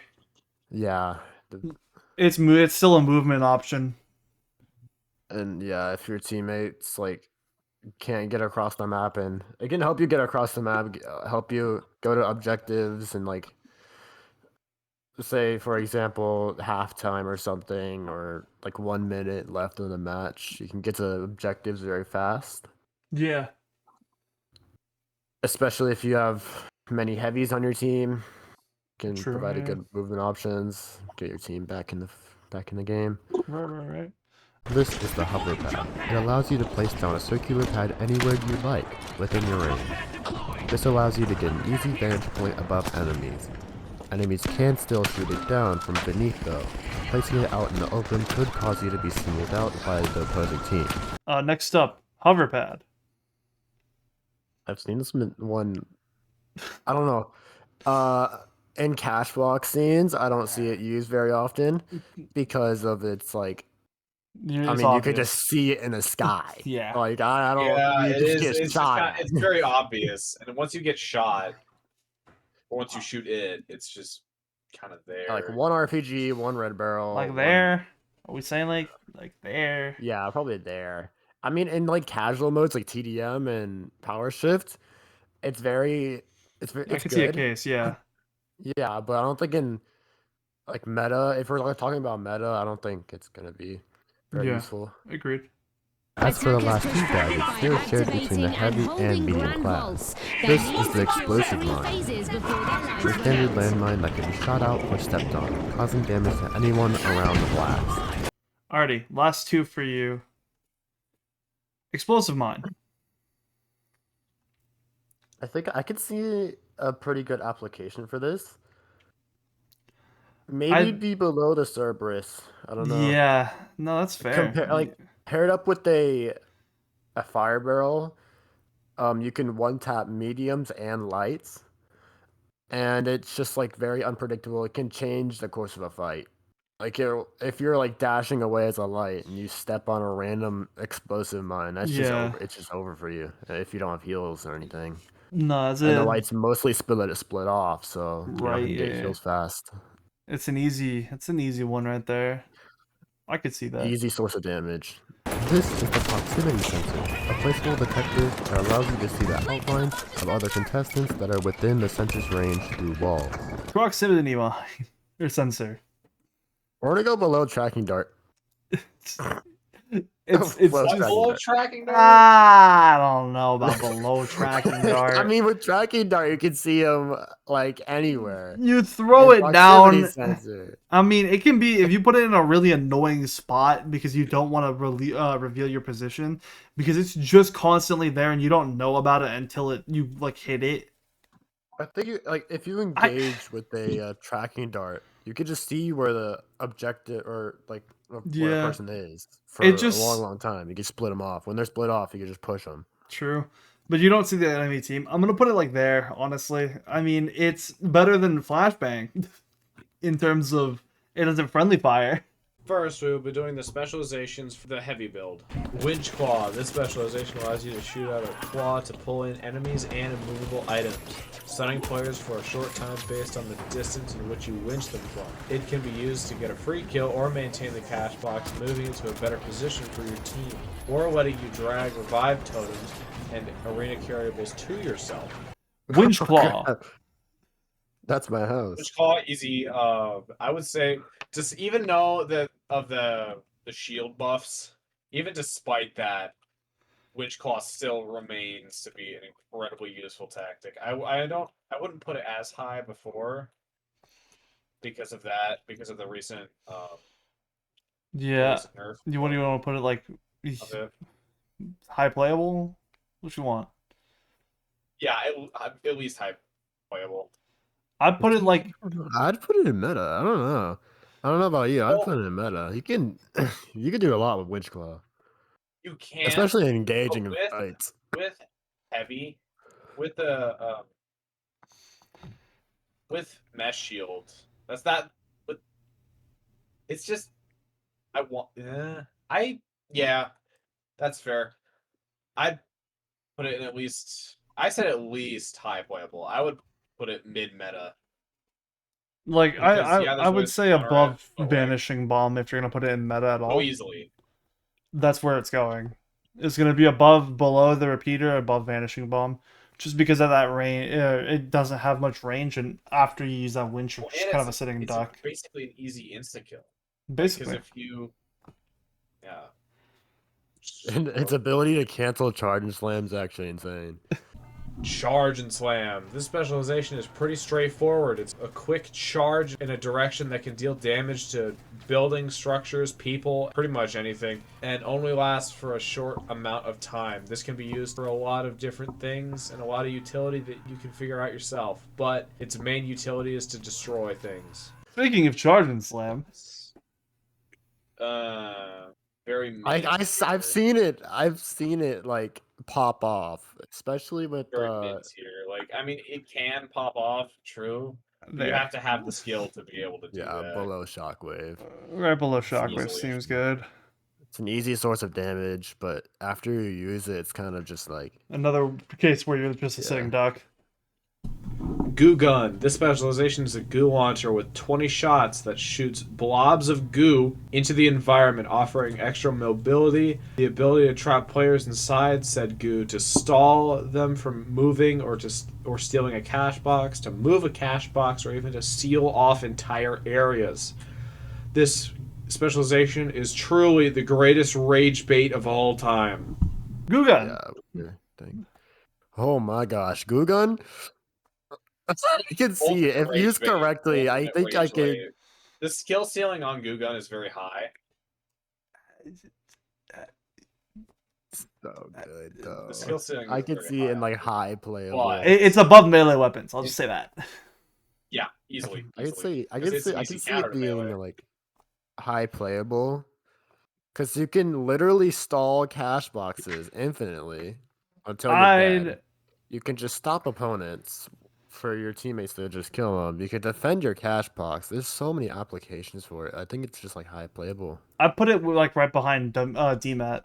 Just because of Dome Shield just screwing with it, DMAT can still drop the box in comparison. Dome and Mesh still block it, so that's my only thing. And Fire still affects it. Fair, yeah. It's very situational. Yeah.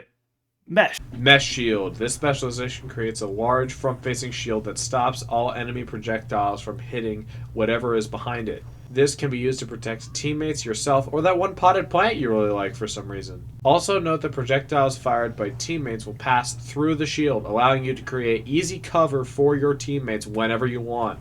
This shield, however, does have a health limit of 850, so be careful when you use it. It's another like easy meta. Right below. I'd say Oh, it's. Winchclaw. Is it above Winchclaw? Right there.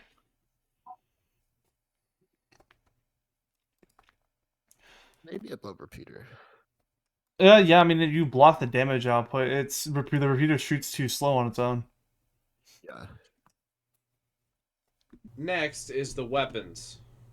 This is the Shack 50, a 50 caliber assault rifle with 20 shots in a magazine. However, when fired, 2 bullets are shot at once, making the true total 40 shots. This gun was introduced in Season 5 and has been a powerhouse ever since.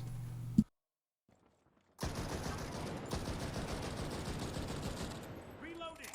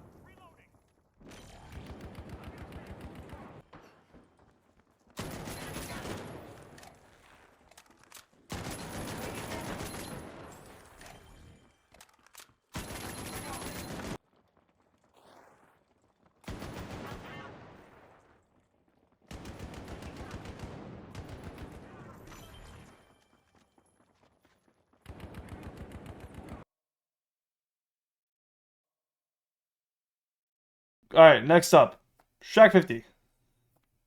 Easy meta. Uh, Easy meta gun. Yeah. It stayed consistent. Where do you with want to put it top. though? Where do I want to put it?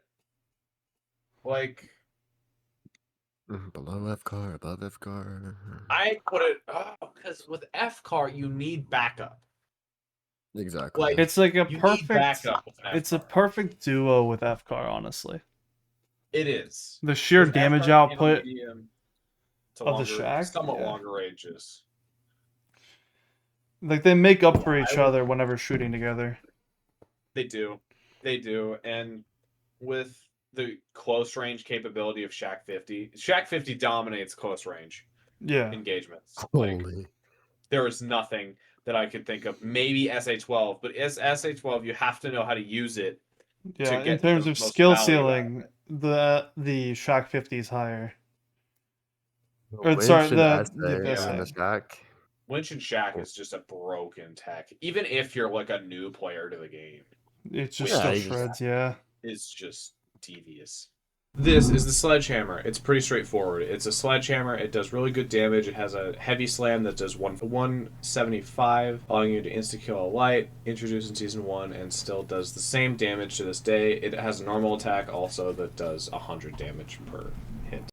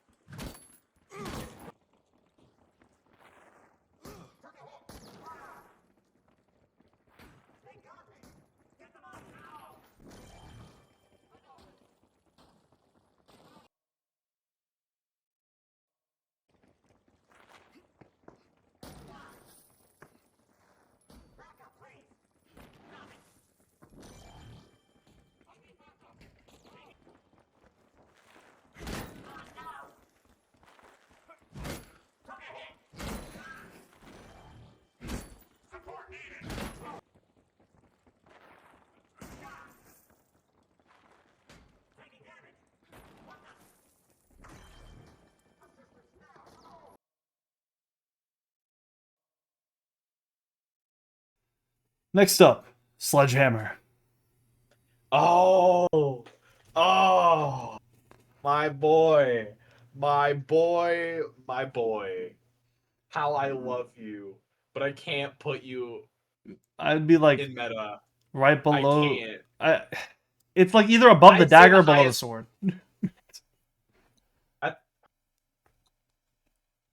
Oh, what? I no. Where I'd do you put, want to put it? I'd put it above sword. Like, it's by far the best. In my opinion, in my very unbiased, heavy main opinion, I would say the sledge is the best melee weapon in the game. Yeah, that's true. It's just the most damage So, output overall. Most damage output overall. The winch combination. Okay, that's one thing. Where did we put winch again? Winch claws Did we put meta. winch like? Yeah. Okay. Good. Because the combinations you can have with winch is basically anything. Like, you can combine winch with literally any heavy weapon or And any it tech does decently well. in the heavy's kit, and it does decently well. Even with something like, Minigun. yeah. Well, anyway, we'll cross that bridge when we get to it. This is the spear. Not too much to say about it. It's a sharp stick. It is probably one of the worst weapons in the game. It was introduced in Season 3. It does very little damage, but it has a spinning attack, which does a decent amount of damage, but over an area. And yeah, it works in some things, but sometimes it just doesn't.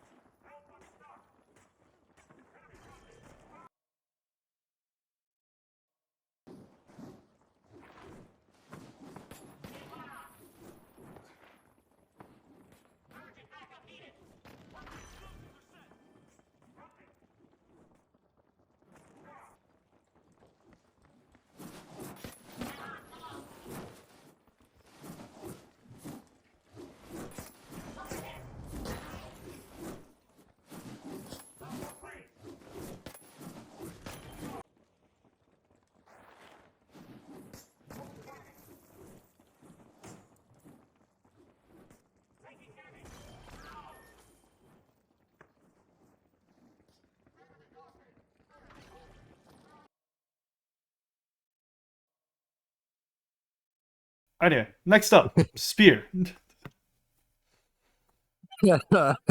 Spear. Oh. Below Oh, throwing we were such knives. a high, and now it's such a low. Or Below throwing knives. maybe Yeah. below sonar. Below sonar, yeah. Yeah. Easy below sonar, because it's Okay. just at least sonar. There's some value out of it. Like spear is the perfect meme pick.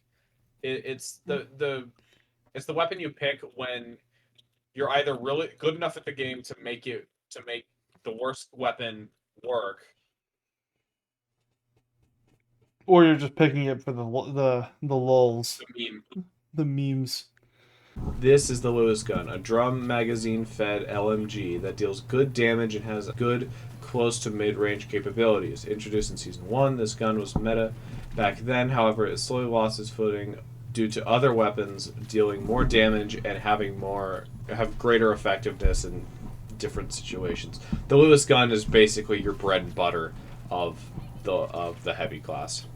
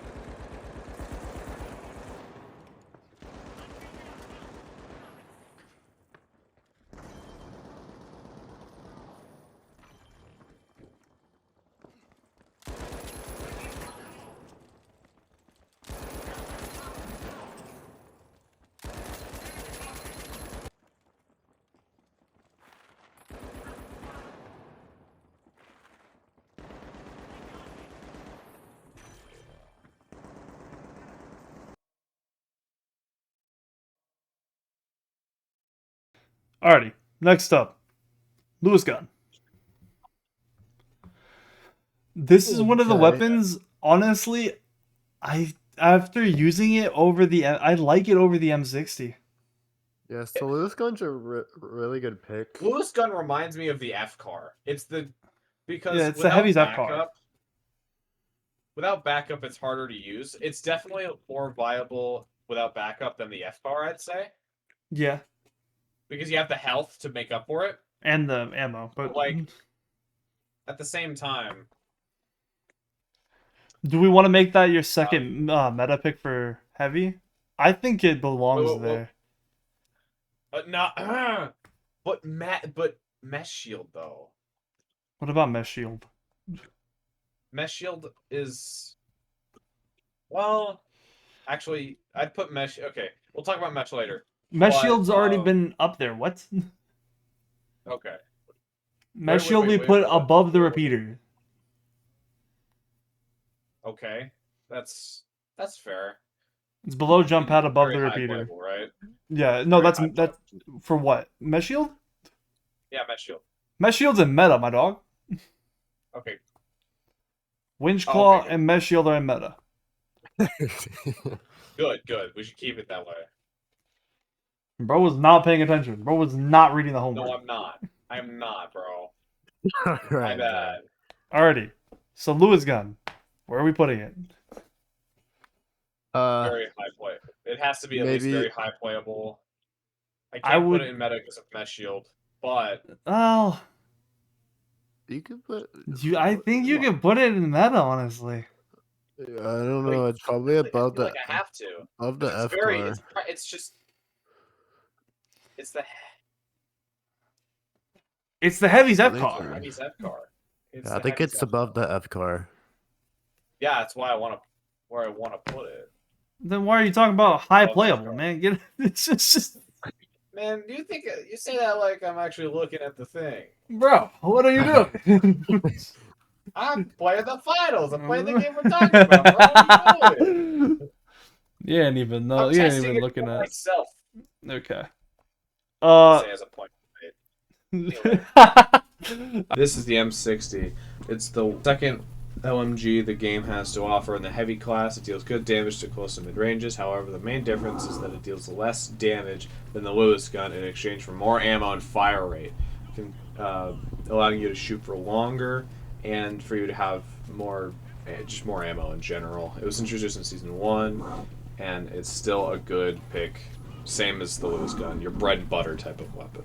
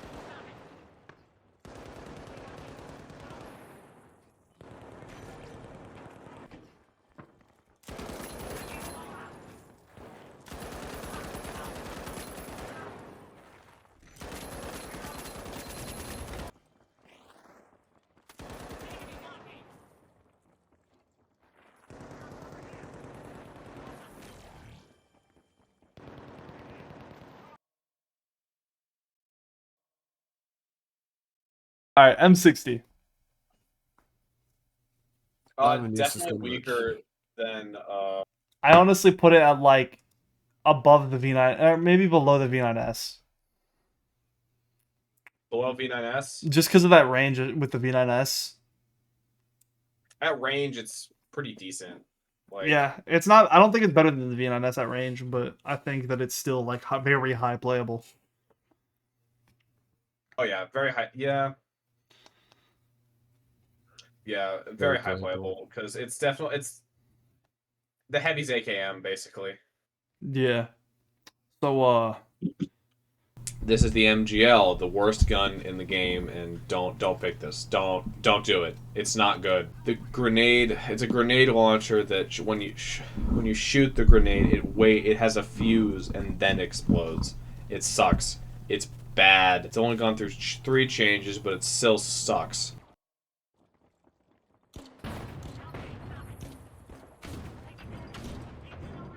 I'm reloading.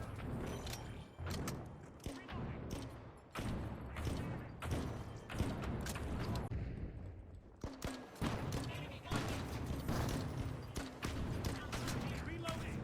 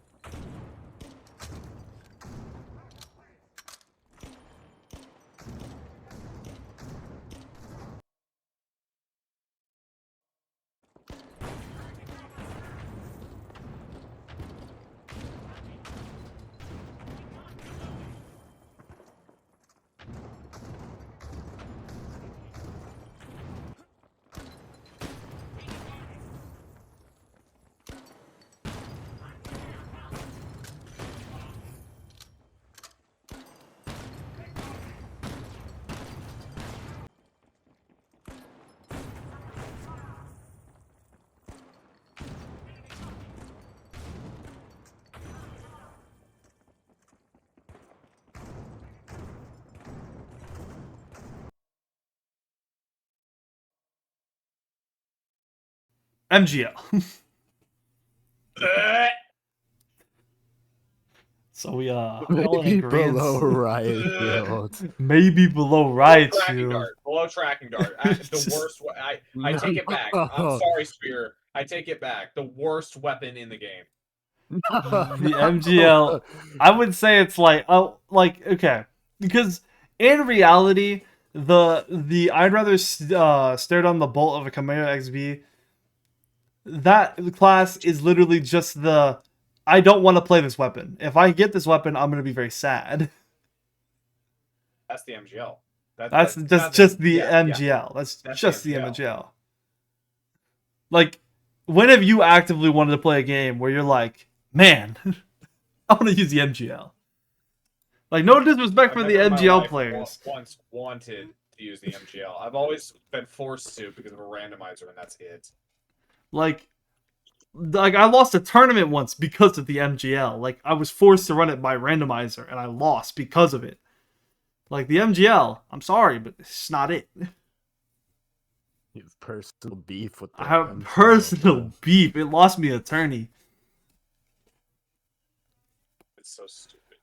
And like, It needs a there is rework. like the skill ceiling to be able to use it is so ridiculously stupid because it is not a good weapon at all whatsoever. And But the people who that, make it like, work, yeah, those people that made make it. it work just do not touch any other weapon in the game. They understand that, like, Ever. they have Because to, they like, do can't. math If they problems did, in their then they head to would lose the ability understand. to use the MGL. I think Yo, they're the type of side people note, that, like, do the Pythagorean theorem every single time they want to shoot one of those shots. They're trying to find the I've never used projectile this. speed, bro. Bro, they're Look at this meme. honest, bro. It's like whenever you have to be a physics major to be able to use the MGL. Projectiles. Either way. This is the flamethrower, my sweet baby, the flamethrower. It deals damage when you shoot someone with it. It's a really good weapon in close range and paired with winch or mesh. It's really good. Really depends on the playstyle, but definitely a solid weapon. However, it does lack in damage output when put up against more of the meta weapons in the game. But if used right, the flamethrower can be insane.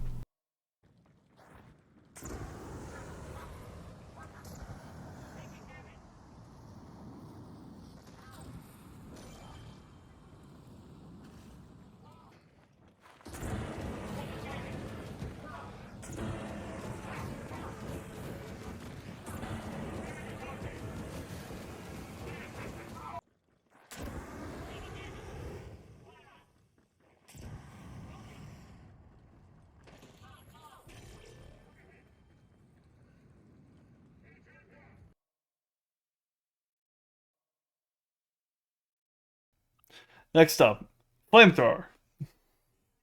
Oh, easy. Well, High it can playable. be. It doesn't have very high damage. I don't think it's above the M11 revolver. Not. I think at, like, would say above Shockwave, or above Charge. yeah, I think above Oh, Shockwave. it has to be above Charge and Slam. Yeah, it It's has to be gonna. above Charge and Slam. We're gonna say above Shockwave just because its range and its fire tick damage just do a lot. Well, the fire tick damage. I wish it was. It's higher, iffy. bro. Sometimes it's good, sometimes it's It's bad. so iffy. Sometimes you leave some. Sometimes you kill a lot of people with it super easily, and sometimes you leave them at one bar, like half a bar, and you They want just to leave. die. Yeah. Valid. This is the minigun, a high fire rate weapon that deals lots of damage to structures and to players when caught in its range. However, once it's revved and once it's shooting, it's very easy to get around the person using it because their speed is heavily decreased due to the recoil of the gun. It came out in Season 6 and has been pretty good ever since. However, in Season 10, the total ammo was increased to 300.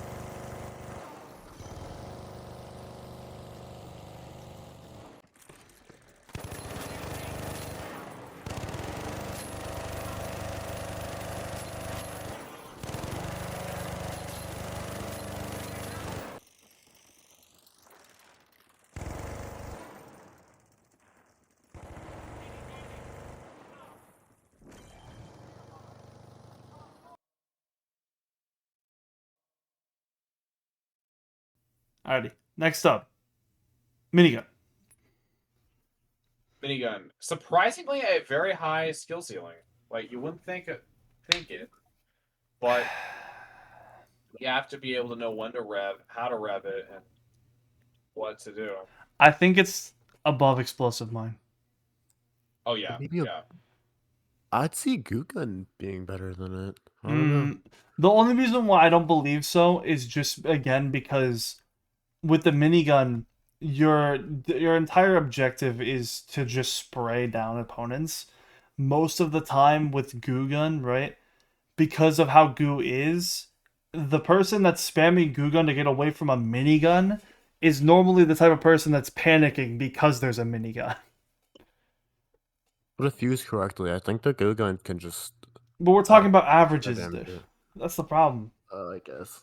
At an average level, like if we're talking about your average 50 level player lobby, Okay. you ain't gonna see no god tier goo gun player.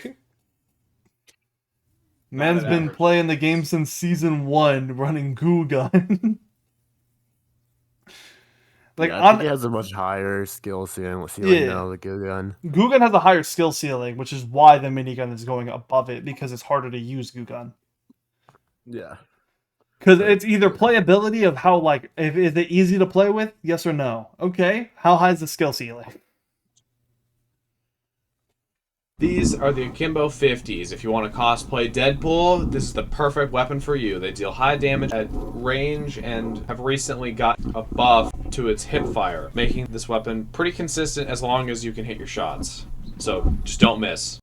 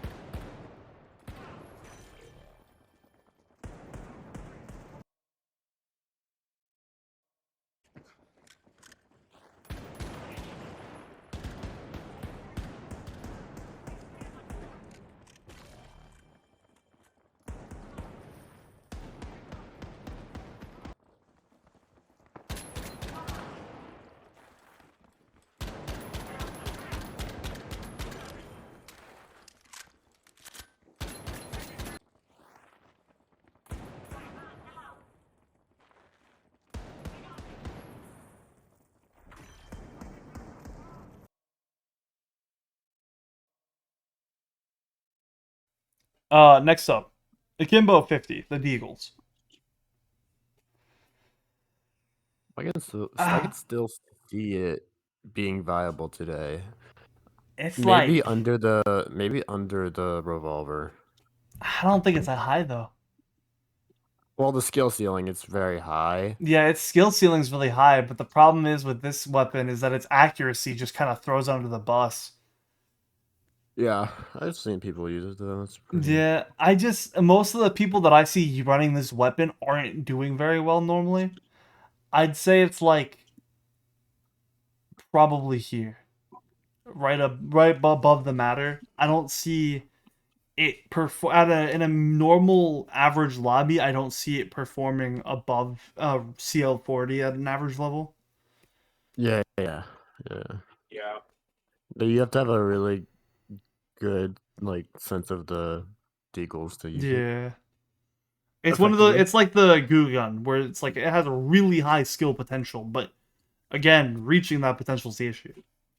The BFR Titan. a 5-round 50 caliber revolver that packs a serious punch against all classes. Hipfire isn't very good, but as long as you can hit your shots and position well with this weapon, it will dominate any situation that you put it in. I'm reloading.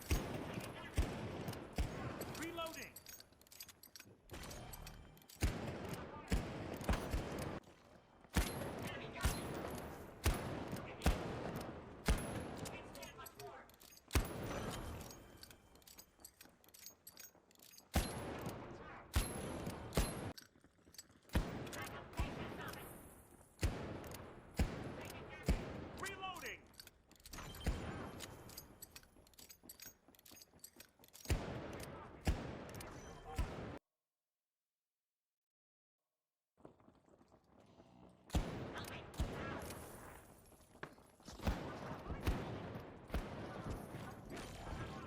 Reloading. Reloading.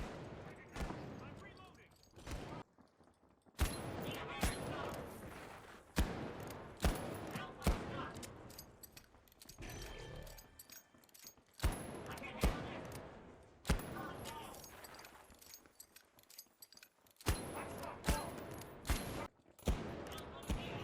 Gotta reload.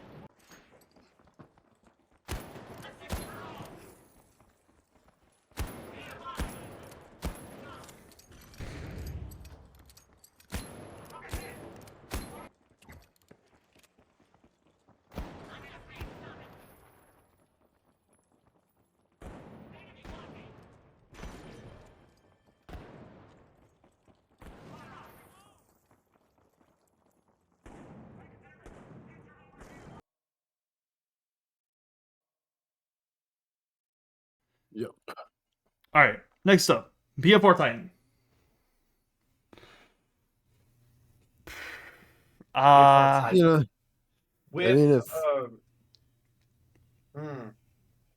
Like, the other guns kind of like outclass it, I think there it are honestly. definitely other picks, and Do we I want think to? it just fell off from meta. Do we want to put used it to be really from good. like below AKM? yeah, Yeah, yeah. probably below the ACAM. Yeah, The average BFR it's player is so much easier to deal with than the average AKM player.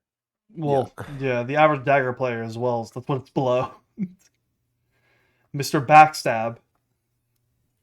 This is the KS-23, a pure-blooded Russian pump-action slug shotgun with 6 shots that deals heavy damage to structures and players. It was introduced in Season 2, and this gun has become viable over Season 9 because of its accuracy buff. This thing wasn't great before that, but now it's a pretty consistently good weapon.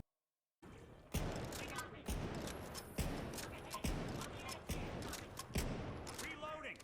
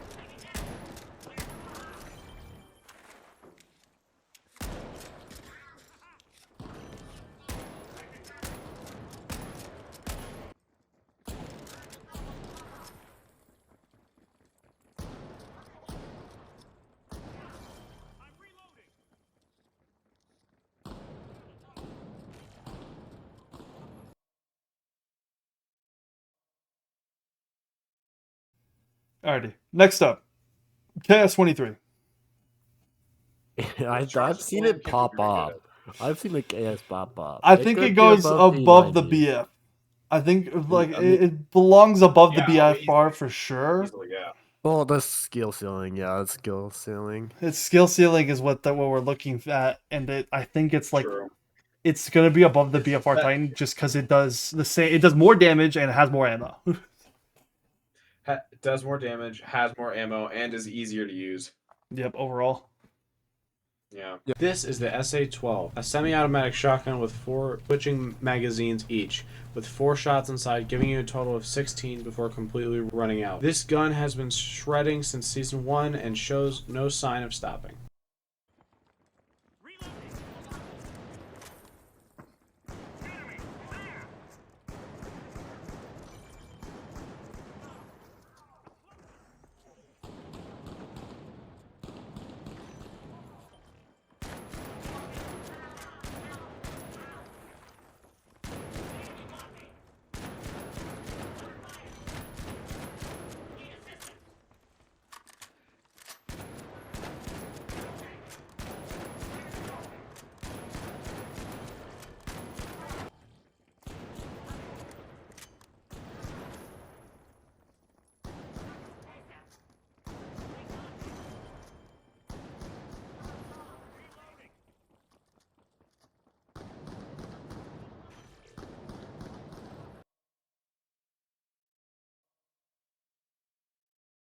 Last heavy weapon, Yeah. the SA-12.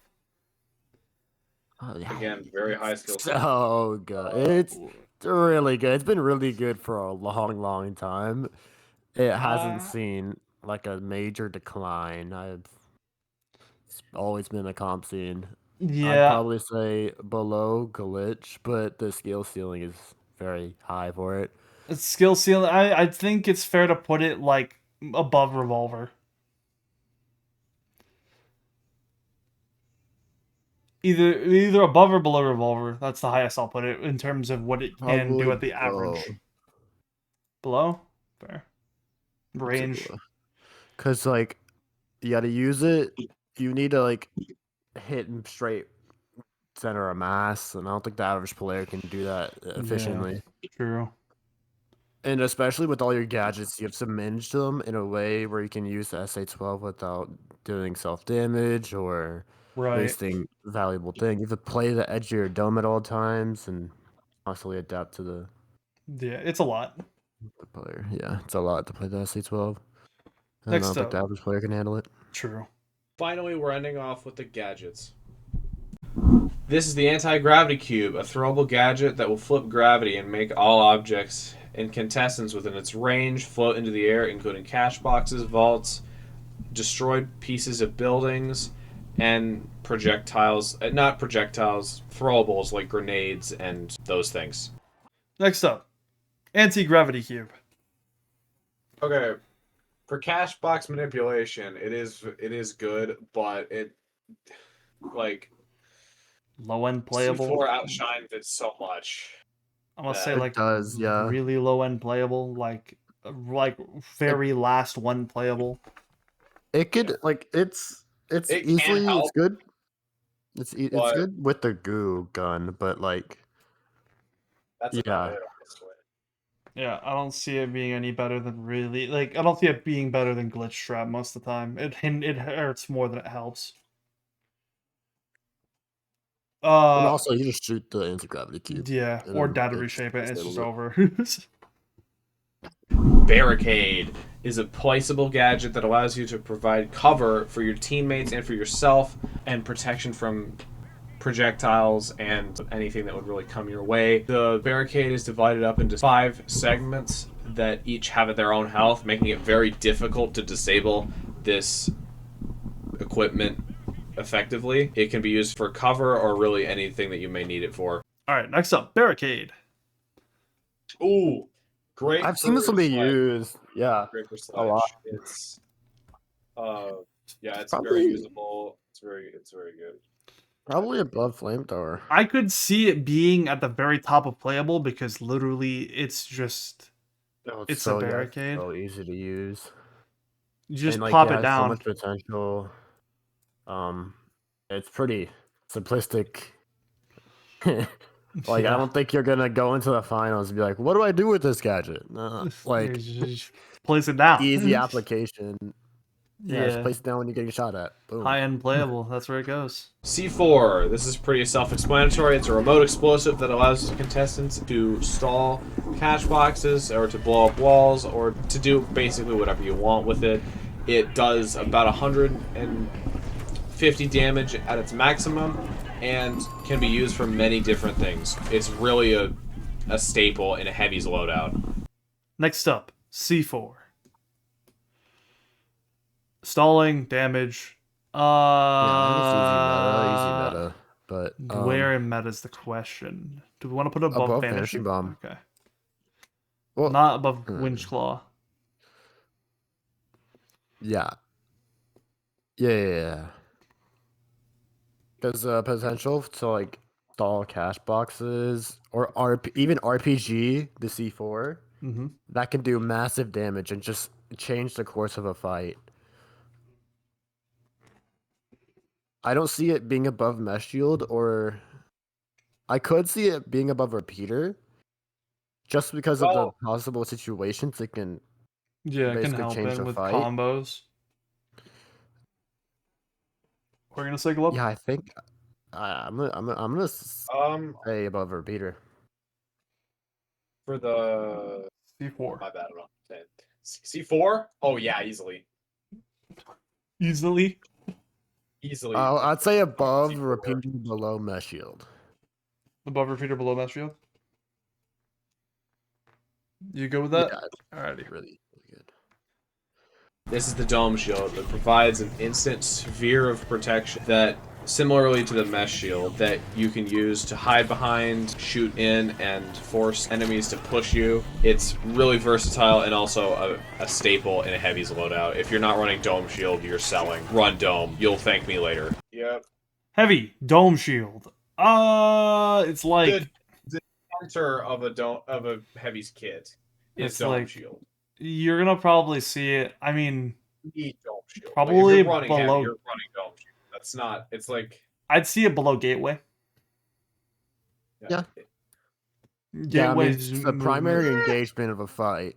Because I mean, if And it's if you play the above, if it's because like normally what you'll see, especially like what we can do and what I've been meaning to install on our team, is me using Gateway to like get us into certain situations, and then Glove can just pop Dome instantly, and then we have instant cover, and we're instantly there in a fight. They don't have time to react.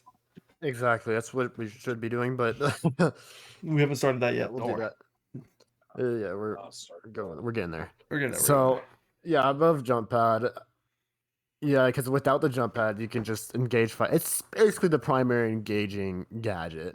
Yeah, agreed. Yeah. Really helpful.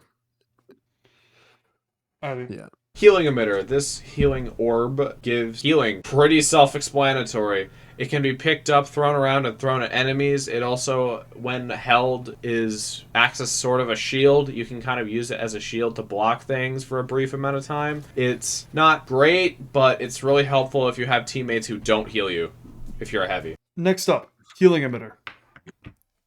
What? Oh, healing emitter. Huh? He's like, what? I thought you said healing beam for a second. That was really What? confused. I'd honestly say like above APS turret. Yeah, it's very easy to use. I don't mind it. I like it. It's Pretty a fun. very easy to use, easy source, especially easy paired with source the of Ace healing. Plus and Healing Beam. You can just Yeah. You just have that on Yeah, to it's go just- healing in case one of them are out. the reset potential is just up there. Yep. Alrighty. This is the lock bolt.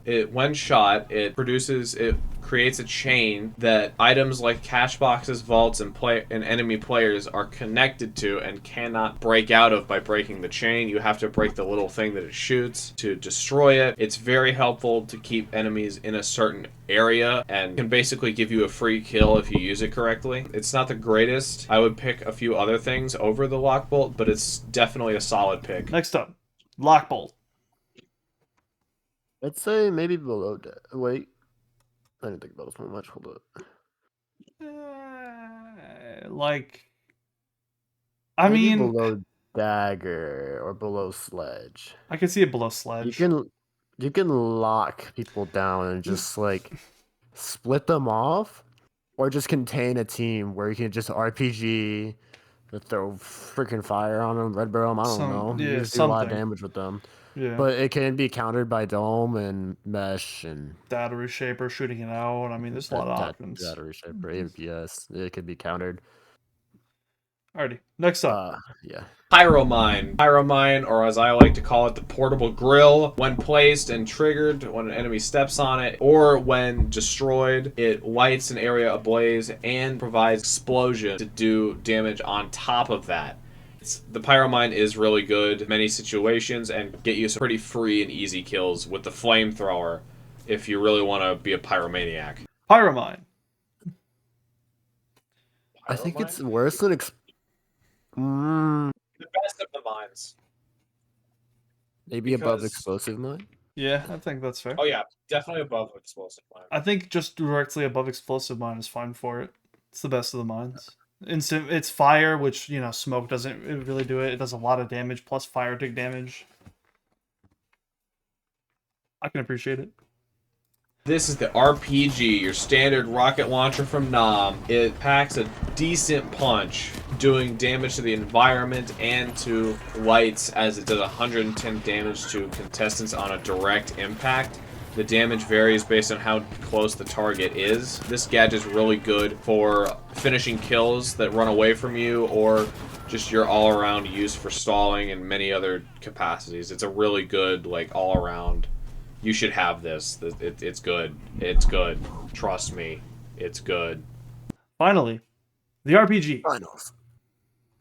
Again, another essential. Easy Maybe meta. above H plus. Maybe above H plus, above goo. Above goo.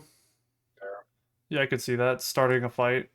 Or maybe above F-car. I don't know. Nah, pretty it's not good. above. It's good, but it just doesn't. Like the It engages fights, and they yeah. could just leave lights. They could disable lights, but it's easier to counter. It's True, very yeah. predictable. I think It's like it's good right above goo grenade below FPAR. Yeah, it's very predictable. You can see a lot of pro people just bait out the RPG Yeah. and just do like 1 damage to them. Alrighty. Well, that And then that's just a concludes. Alright. Well, that concludes the heavy section. Finally, that means that we're on to section to the versus section, and that's about it. Now that we have finished talking about all the gadgets, specializations, and weapons, we can get to the real question. Which one is better? Heavy, medium, light, which will be called ace. Heavy, medium, heavy, which will be called stand. Or medium, medium, heavy, which will be called battery. To answer this question, we're going to have to split it into 7 parts. Part 1. Speed to objectives. How long on average it can take to get to an objective. This accounts for movement options and overall objective movement. The primary winner for this would be Ace, as the light and medium can combo using an angled jump pad on Goo and Gateway. Not to mention the light will likely get there first, due to them being the fastest on the team. Part 2. Survivability, or team wipes. On average, how long it takes to wipe other teams when it comes to fights. They're all equal, and because of that, I'd have to go with them being all in a tie. Ace has the light for faster flanks, Battery can shred if using the correct weapons, and Stand has 2 heavies to dish out a bunch of damage. Part 3. Cash Box Defense. How well a team can defend the cash box and win the fight. Stand wins this part without a shadow of a doubt, as heavies are given much more to work with when it comes to cash box defense, shutting down players from getting in or even stalling the cash box for time. Part 4. Cash Box Offense. How well a team can take over an active cash out station. Ace is the winner on cash box offense. Having a light that's able to flank or even fit in smaller areas to get the box, or getting off angles in the cash box is a game changer, allowing an easier time to pick off opponents. Part 5. Third Party Survivability. How well a team can survive/defend against a third party attack. Stand wins, as it allows you to protect your medium and even have 2 bullet sponges and a healer, allowing you to pull away, heal up, and then re-engage once ready. Part 6. Reset potential. How well or quickly a team can reset back to full members and health to engage in a fight. Battery wins out for this, for the primary reason that defib and healing beam exists. You can heal your teammates and have access to 2 defibs, meaning your team has 5 lives if used correctly. Part 7. Stalling potential. How well a team can stall the cash box from getting stolen by an enemy team. Finally, Ace will win out on this. While Stand is a great option, having access to a light that's using Gateway, Nullifier, Goo, or Dagger gives access to easy stalling, while the other 2 can also have their own stalling potential. After all of that yapping that you'll likely either skip over, or just decide to watch the shortened version of the video, it's time to give a summary. To start off, the decision was that the best specialization for Light was Evasive Dash, due to its ability to allow players to quickly traverse the map, cover ground, and escape high-risk situations.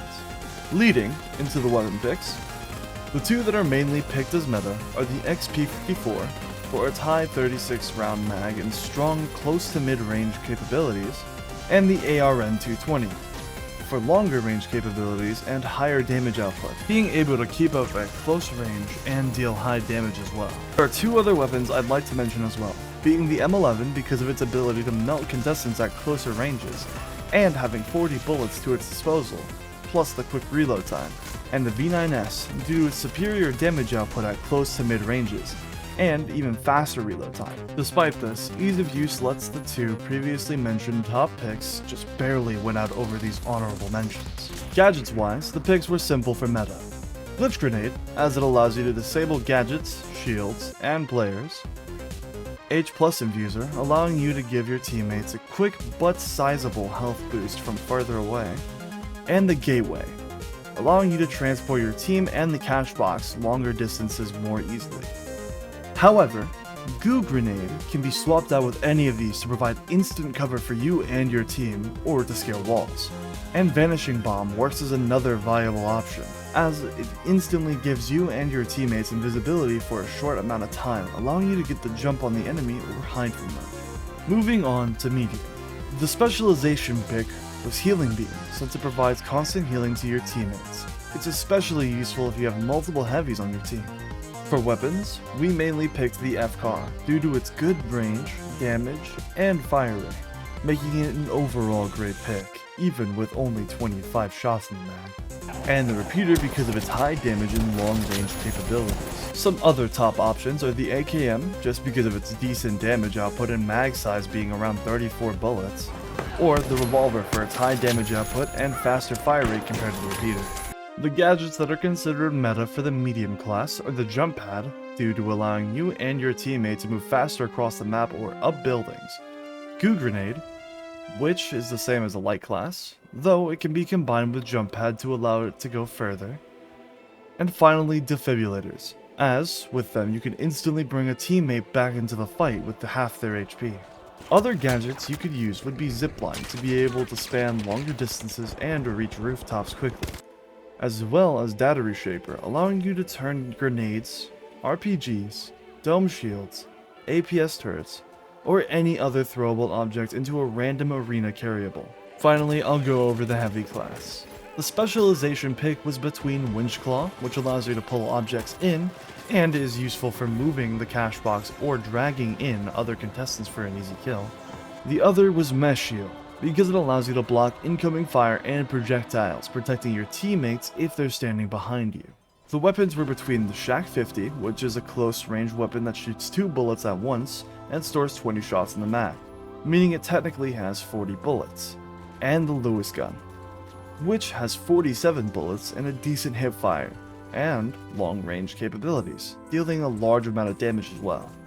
Other top heavy weapons include the SA-12, which is a shotgun that deals heavy damage at close range, being able to full auto 4 shots before having to switch the mag over to the next 4 shots, with a total of 16 bullets to spend. The flamethrower is another good pick, as it deals fire damage along with its normal damage, allowing you to deal damage to groups when they are clustered together, making defending the cash box and killing close range targets easy.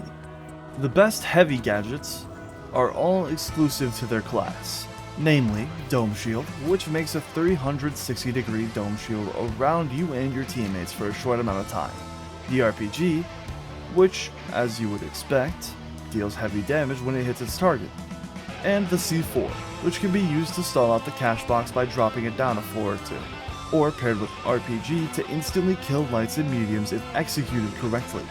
Other options are Barricade, which allows you to put up a small wall to provide cover that can tank bullets but is weak to explosions, and Lockbolt, which can be used to keep enemies stuck in a 10-meter radius, allowing you to chase them down easy. The last section that needs to be mentioned is that we did a versus section for our team comp, just to show off what works and what doesn't. The overall winner, while close, was HML, though HMH was a close second, and barely won over when in comparison. Overall, the winners for each part will quickly be listed for the people who are watching the short form. Part 1 was overall speed to objectives, which HML won due to the gateway and lights moving faster than the other classes. Part 2 was which one has the most consistent team wipes, which was a tie across all three. Part 3 was Cashbox defense. HMH won due to the heavy class having more overall defensive options. Part 4 was Cashbox offense. HML won due to having a light, which can help with flanking and overall picking off opponents. Part 5 was the ability to survive third parties. HMH won due to having two heavies which have 300 HP, and being able to back out to reset before coming back to the fight. Part 6 was the ability to bring back your team to full health, or reviving teammates. Obviously, MHM wins due to defib existing. Part 7 was the ability to stall for time when a team was stealing the cash box, which HML won in this regard due to Gateway, C4, and DMAT only existing across each class respectively. That concludes this long project, which took me way too long to make. The worst part is that the finals has weekly updates. Some of the things I've said may not be fully true. For example, as of writing the script, the Akimbo 50s are being used more due to its recent hipfire buff. As of writing this, the script is currently 45 pages long, and I can finally see the end of this pain that I've given myself. Now, if you excuse me, I'll be going to bed. 2 volt. Ah! Back to fuck. Ah! Okay. I mean, I'd be tired if I was her too. You know, all day listening to your voice. Shit. Yeah.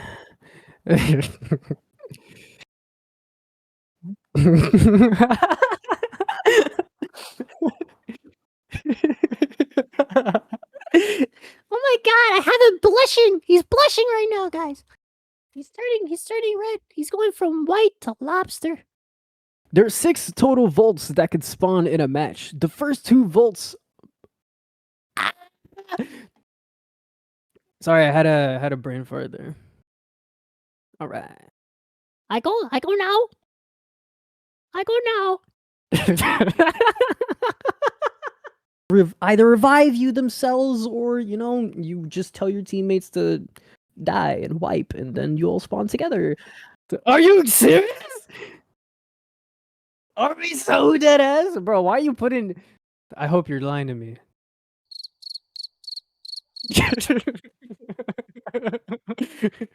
Ah.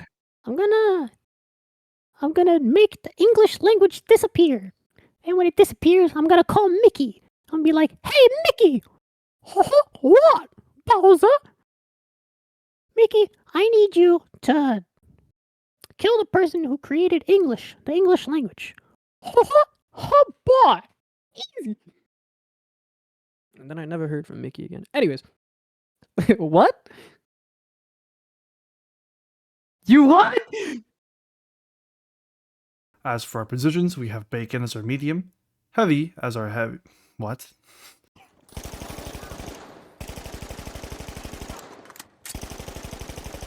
Oh boy. Oh boy! End test, end test, end test. Gang, gang, gang.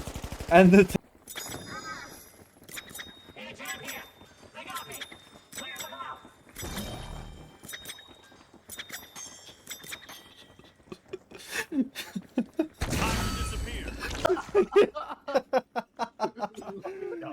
Okay. Begin. Okay. If you miss the wall or the floor, don't worry, as it will allow you to use it. This is the M11 being introduced in Season 1. This compact SMG has a These are the throwing knives. To put it simple. This is the gas barrel. Like, is this a gas barrel? This is the SH-1900, better known as the double barrel. Introduced in Season 1, this gun has been one of the biggest counters to any class.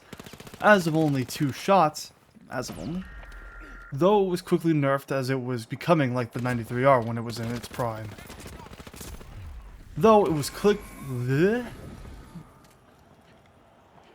This is the SH-1900, better known as the double barrel. Introduced in Season 1, this gun has been one of the biggest counters to any class. As with only 2 shots, you can kill all 3 classes. And in Season 1... What? And in Season 1... And in Season 3, the weapons... And in Season 3, this weapon has... What? High not meta. Fair enough. I can get behind that. It's a good over... Oh, I can't. Hold up. Remix. There we go. Now I can actually move stuff. Dagger. My beautiful bouncing baby boy. It's My bad. My bad. What do you mean you're bad? I dissipated for a second. Oh, What? I have streamer mode on, so nobody heard it. Okay, perfect. All right. Dagger. This is the F-Guard, a carbine rifle that deals good damage at long... Okay, I swear, if I say rifle in this one again, bro. That was first take, by the way.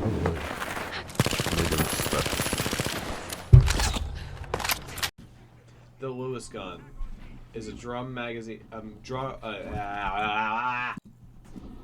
This is the lock bolt. It's okay. To basically, it's to do basic.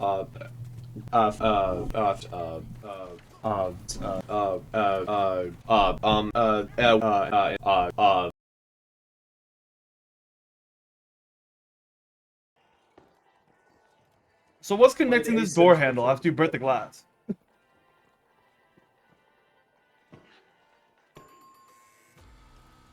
The door. The door? What? The door is connecting the door handle to the door. I'm dead. After all of that yapping... After all of that yapping, you'll likely either skip... Okay. Like, bro, what am I doing? Who am I? Leading into the weapon picks. The 2 that are mainly picked as meta are the XP54, for its high 36 round mag, and strong to mid-range capacity. What? Being able to keep up at close range and hold out high damage, as it can instantly give you and your teammates? And the repeater because of its high damage and long range capacity. And the repeater because of its high range. Other gadgets you could use would be which at close. And finally, now that I've finished this project, it is the end.